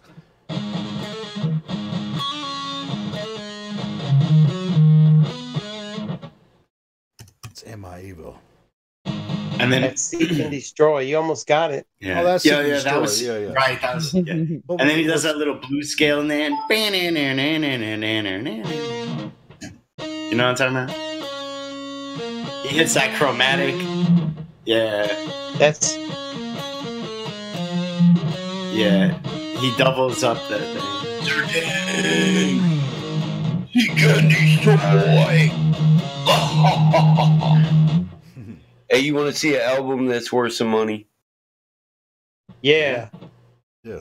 Here, let me bring it up. I just took a picture of it. I had a 45 record that was worth at the time $5,000, and now it's worth like $12,000.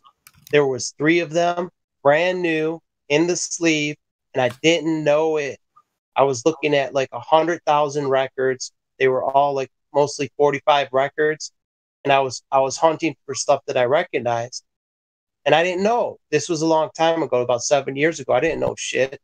I'm like, oh man, I was looking for like the Beatles. I was looking for like really older stuff that I knew that was valuable, but I didn't know enough. I didn't know a lot. And I had one in my hands. It was Tony Sheridan and the Beat Brothers. And that was the Beatles before they were called the Beatles. Their lead singer was Tony Sheridan. And I had that fucking thing in my hand, and there was 2 more in the box. There was 3 of them. And each one is worth between 12 and 15,000. They were What brand were they new, called? never played, still in the paper. I'm like, What were they motherfucker, I called went before the back there looking Beatles? for it.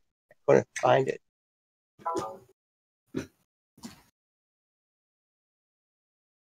I'll give it a minute. I guess it takes a minute to import. Becky's posting some funny cat memes.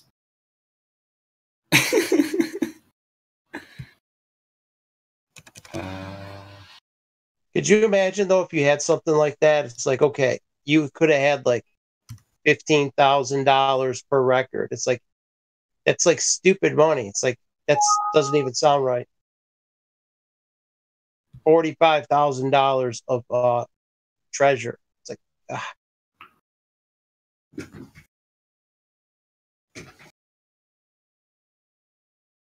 Am I dancing evil? cats. I want to hear Helio play that one. Yeah, you almost had it, Helio. You just you had the intro. Oh, that was Seek and Destroy, yeah. Yeah, the Seek and Destroy intro. I want to know if you could play the intro to Am I Evil, because that intro has like this tapping riff. It's like like one of those riffs. Do you know how to play Medic? But yeah, I play guitar. How to play guitar or drums? Yeah. I started with the bass guitar, and then I within a few years, I started learning the guitar, and then I was actually a guitar player for a while, but then I was in this band and we kicked out our drummer, so I just had to like take over, and I've been playing for 10 years now. I'm a little rusty right now. Kiss Hotter Than Hell.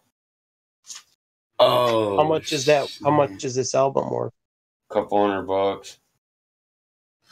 I haven't looked it up in a while, but last time it was like $1.75. Has it ever been played? Yeah, it's an original though. Well, I'm just saying, like how much play it people get really ain't like the price of it. I had a record. It was from Led Zeppelin, and it said in the dead wax. They call it dead wax. It's in the center around the label. It had Pico Duck. It was an early pressing. It said Pico Duck pressed into the vinyl, and that was the one that was pressed in England. It was more valuable. It was like a more. This one was produced in Japan.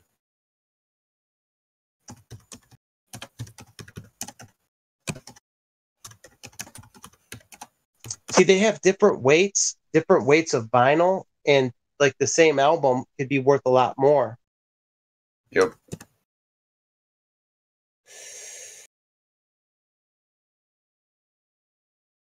Depending on what it is, I mean, there's people asking $5.99 for their original. $599, I see. But I see it sold on eBay for $2.99. Yeah, I've got a stack, dude. I've got a stack of vinyl records that I picked up at that estate sale and other estate sales. And I just haven't got myself motivated to go research the value of them. Like, oh, I got to look up the value. I got to, because here's the problem with records. You have to ship them, and shipping is expensive, and you have to put it in a container to where it won't break. 45 records are easier to ship than albums. So if someone buys one album, album is big and it's very flimsy. It's delicate, and it's like you have to keep the shipping low because that's going to factor into your cost. So if you got a record that's only worth $10 or $20 and the shipping is like 10 or 15, it's like 50% of the item's cost is very difficult. But if you got a record that's worth $100, then the shipping is a smaller percentage, but it's still kind of a pain in the ass. It eats into your price that people will pay. That's why those 45s, I like them. I'm like, I have so many, and I'm like, how am I going to sell these, dude? I don't want to deal. Albums with painted on art, the collector's editions, like Mark of the Beast, Rain and Blood. I don't even want to deal with selling them like that, like mailing these out to people and all that bullshit. It's like, man, how am I going to package this fucking thing? I got Kiss double platinum set. I wish there was a place, like a place that would give you a fair value, like a clearinghouse to take them and say, here, even give me 50% of the value of what it's worth. If it's worth 100, give me 50.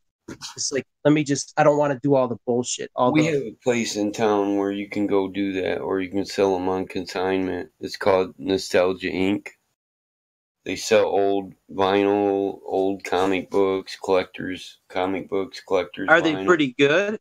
They're pretty good at it? Yeah, they're pretty good, especially if you they'll tell you right out if they already have a buyer for it, too. Because you got a lot of people that go down there and say, hey, if you get this in, I'll buy it, whatever, the going price is this, I'll pay this for it. And they already got them stacked. It's like if you got a Led Zeppelin record with Pico Duck on the dead wax, I will give you $75 for a mint or whatever. And it's like, okay, give me 50 or 45. It's yours. Yeah, and the dude does consignment, so you might go in and you sell it to him for $50, or he sells it for 75 and he gets a percentage. Depends on how you work it.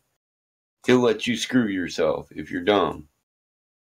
Yeah, I don't know the value. I'd have to do. I have a lot of records, dude. I have probably a stack of 200-300 records of 45s, and probably about the same amount of vinyl, maybe 200 or 300 records. Yeah, the dude. Hey, when I talk to him, the dude's fair. If you're smart, he was talking fair prices, so I went through and took out all my doubles out of my collections. Made my sisters come. Hey, you guys are always bitching about your vinyl. Come get it. Empties everybody's stuff out, and I sold him all the doubles. Yeah, I got a bunch, dude. I got some of them are played. Here's the thing: I found some at a garage sale, the Rolling Stones, and it's on an old label. The label was one, the the label on the I got 45. original Elvis 45s and shit. Oh, those are always valuable. Elvis 45s, if they're on the old Sun, Hound dog. if they're on Sun Records, if you have the press marks, there's like they call them press marks where they injected the vinyl.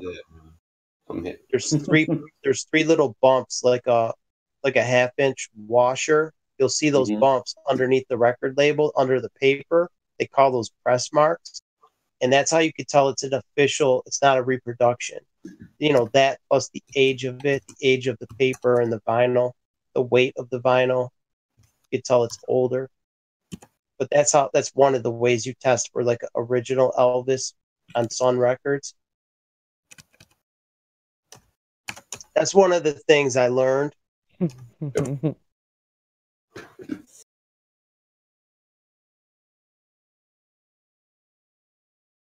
I did a lot of research, but you know what I was thinking would be great, dude? An application for a cell phone where you could take a picture of the record label and it will look into a database and give you a value.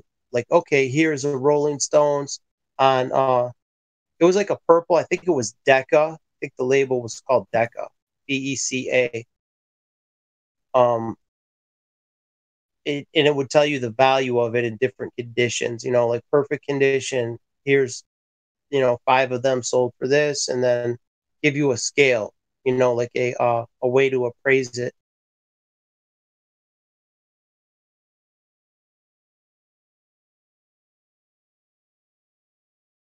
That was actually my idea, dude, for a cell phone application. Something that you could shoot a picture of it. They have it for books. You could shoot a picture of a book cover, and it will tell you Barnes and Noble or Amazon has it for this price and this price, or Target has it for this price. It does it with books, but if you could do it with record labels, like all the various albums and 45 records, to get a price like instantly, dude, that would be such a valuable app. Because you could go record hunting, say you're at an estate sale and you don't know the value of it. Boom, you hit it. If it had a big database, it'd be awesome. And then if it could match you up with a buyer, remember, like you said, like that store, it can match you up for someone. Say people could put it on their wish list. If anyone comes across this record, I will pay $100. And then somebody like clicks on a thing to appraise it, and it matches you up with the buyer. Anybody there? Yeah, I'm listening to you, Ron. Doesn't that sound like a good idea, man? Yeah. Like a clearinghouse. Like, you know what? I'm looking for an old Beatles record and I want this song. And if somebody comes across it, I'll pay this much for a perfect condition. And then you have various people looking for the same thing. And then it matches you up, almost like an eBay thing. So here's the record and here's the condition on my picture. As you go to like appraise it, they could see the picture, they could see the condition, and then they could have like a bidding war or whatever.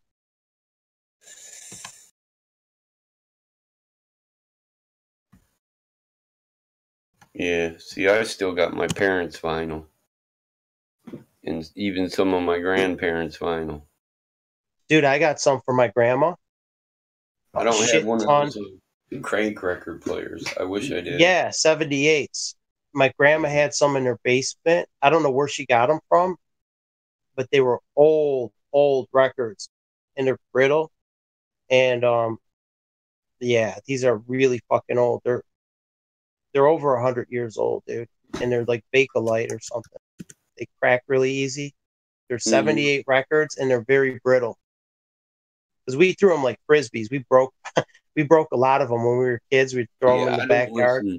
I don't listen to the older ones. I'll YouTube that shit if I feel like hearing it. No, they're heavy and they're brittle, but we were using them like clay pigeons. You know, like a clay pigeon, just breaking them. I got in trouble for that when I was a kid. We were shooting. We broke hundreds. We broke hundreds of them, dude. I still have a couple hundred left. Some of them are in like these books, like cardboard books. We're shooting them. Pull.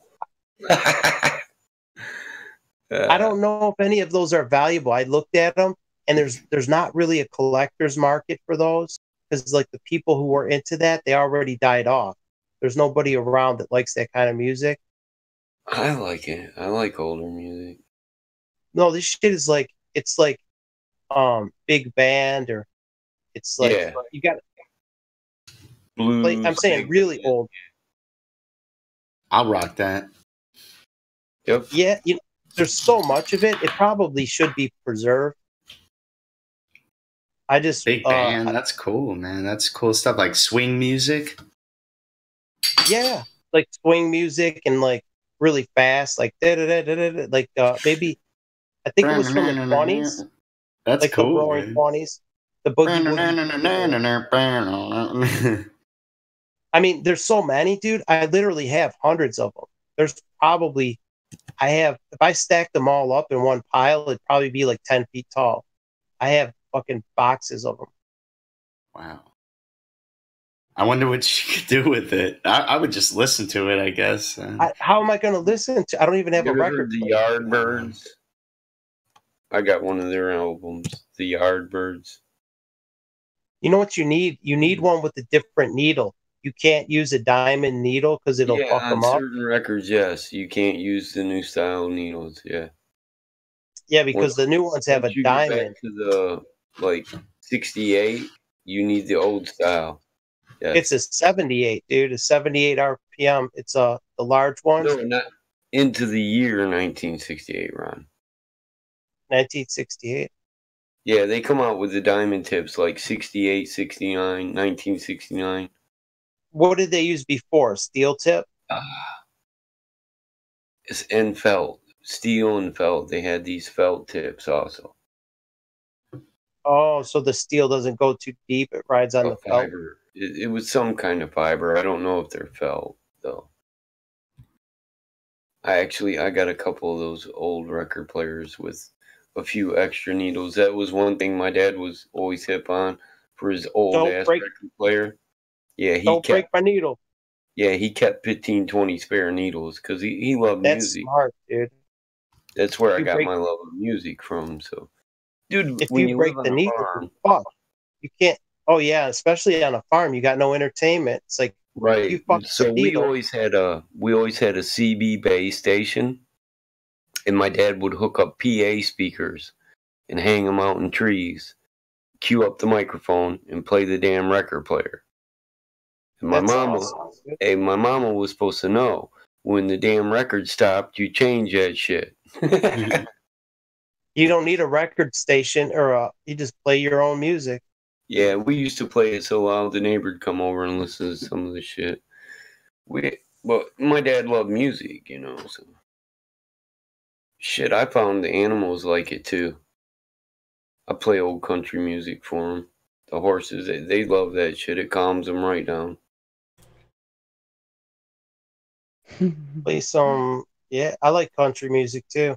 I developed a love of country music when I was driving a truck, and that's all they had is country stations. And I'm like, oh, I kind of like this, And in certain places, people, yeah, I hear you. When you're driving through certain states, that's all they have. I'm like, well, right. In some of these states that you wouldn't think they got rock stations too. It's like, dude, wow, I wouldn't that's think. the reason I love XM radio. Dude, Oklahoma City has the metal station. I mean, it's like they've had metal for a long, like everywhere you go. It's like can I find a metal station? Oklahoma has the metal. I don't know what it is. I didn't think they would, and I was surprised. That was one of them. I was surprised. It's like Oklahoma, huh? Yeah. They got like Metallica, and I'm like, it just seemed out of place. Yeah, I thought it would be like.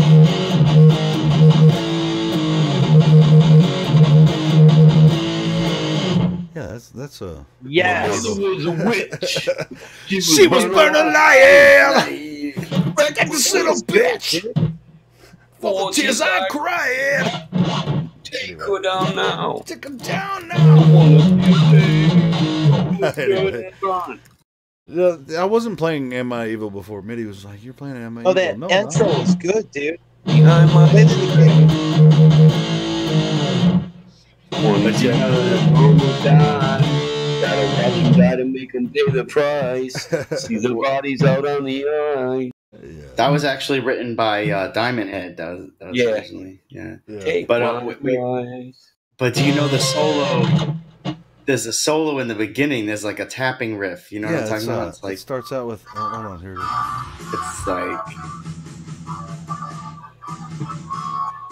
It's like down. Here it is. You hear it. Na na.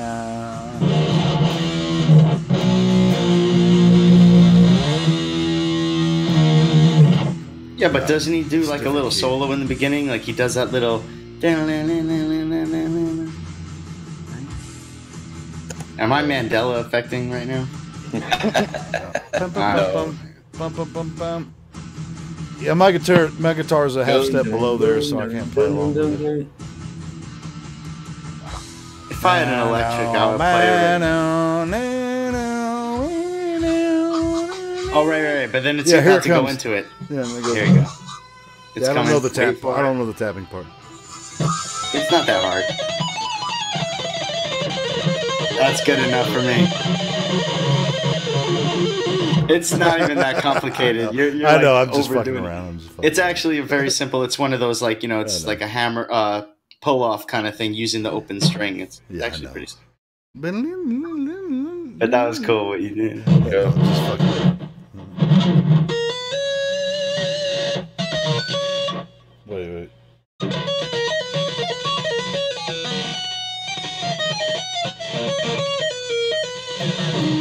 I'm really just fucking.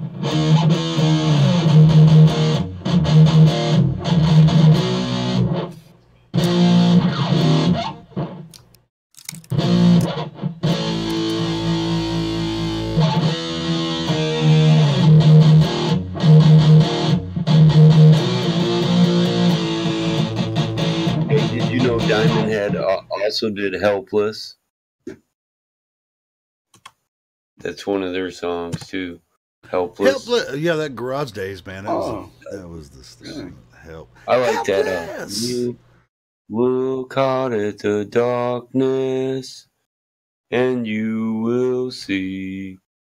Just call my name, and I'll be there. I think Diamond Head's still touring, man. You can catch them at some festivals and stuff. Yeah. Wow. I never heard of Diamond Head. Oh, they fucking rock. What were they like? They were not mainstream, or were they a different? What era were they popular? No, it's back in the late '80s and early '90s.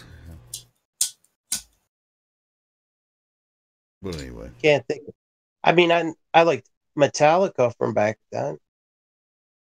Yeah, well. Yeah, most people don't even know Metallica was a cover band. Hello. They were a cover band. They were doing some covers. Yeah, they did Misfits covers. Yo, that's the thing. People didn't listen to those bands, so they didn't know. I listened to the Misfits. Right. Man, Misfits played last year. Yeah. At what festival? I mean, they've been touring around a little bit, but there's a festival in Chicago. I can't remember. Riot Fest, which I wanted. Wish I could hit all these festivals, man. But yeah, Misfits played. They headlined at Riot Fest last year. Nice. Do they have dancing? Yeah, they had Glenn was singing, man. Oh, that would have been badass. Hell yeah.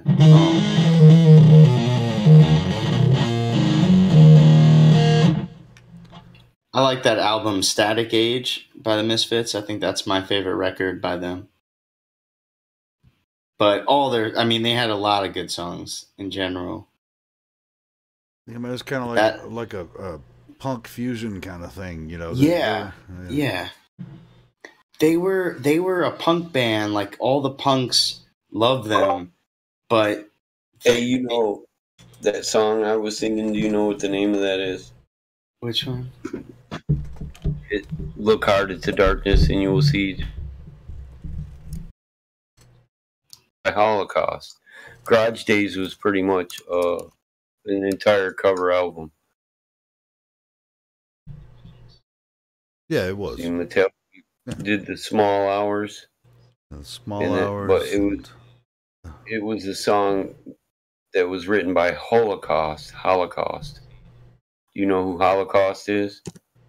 I can't say I've heard any songs besides the one they covered on Garage Days.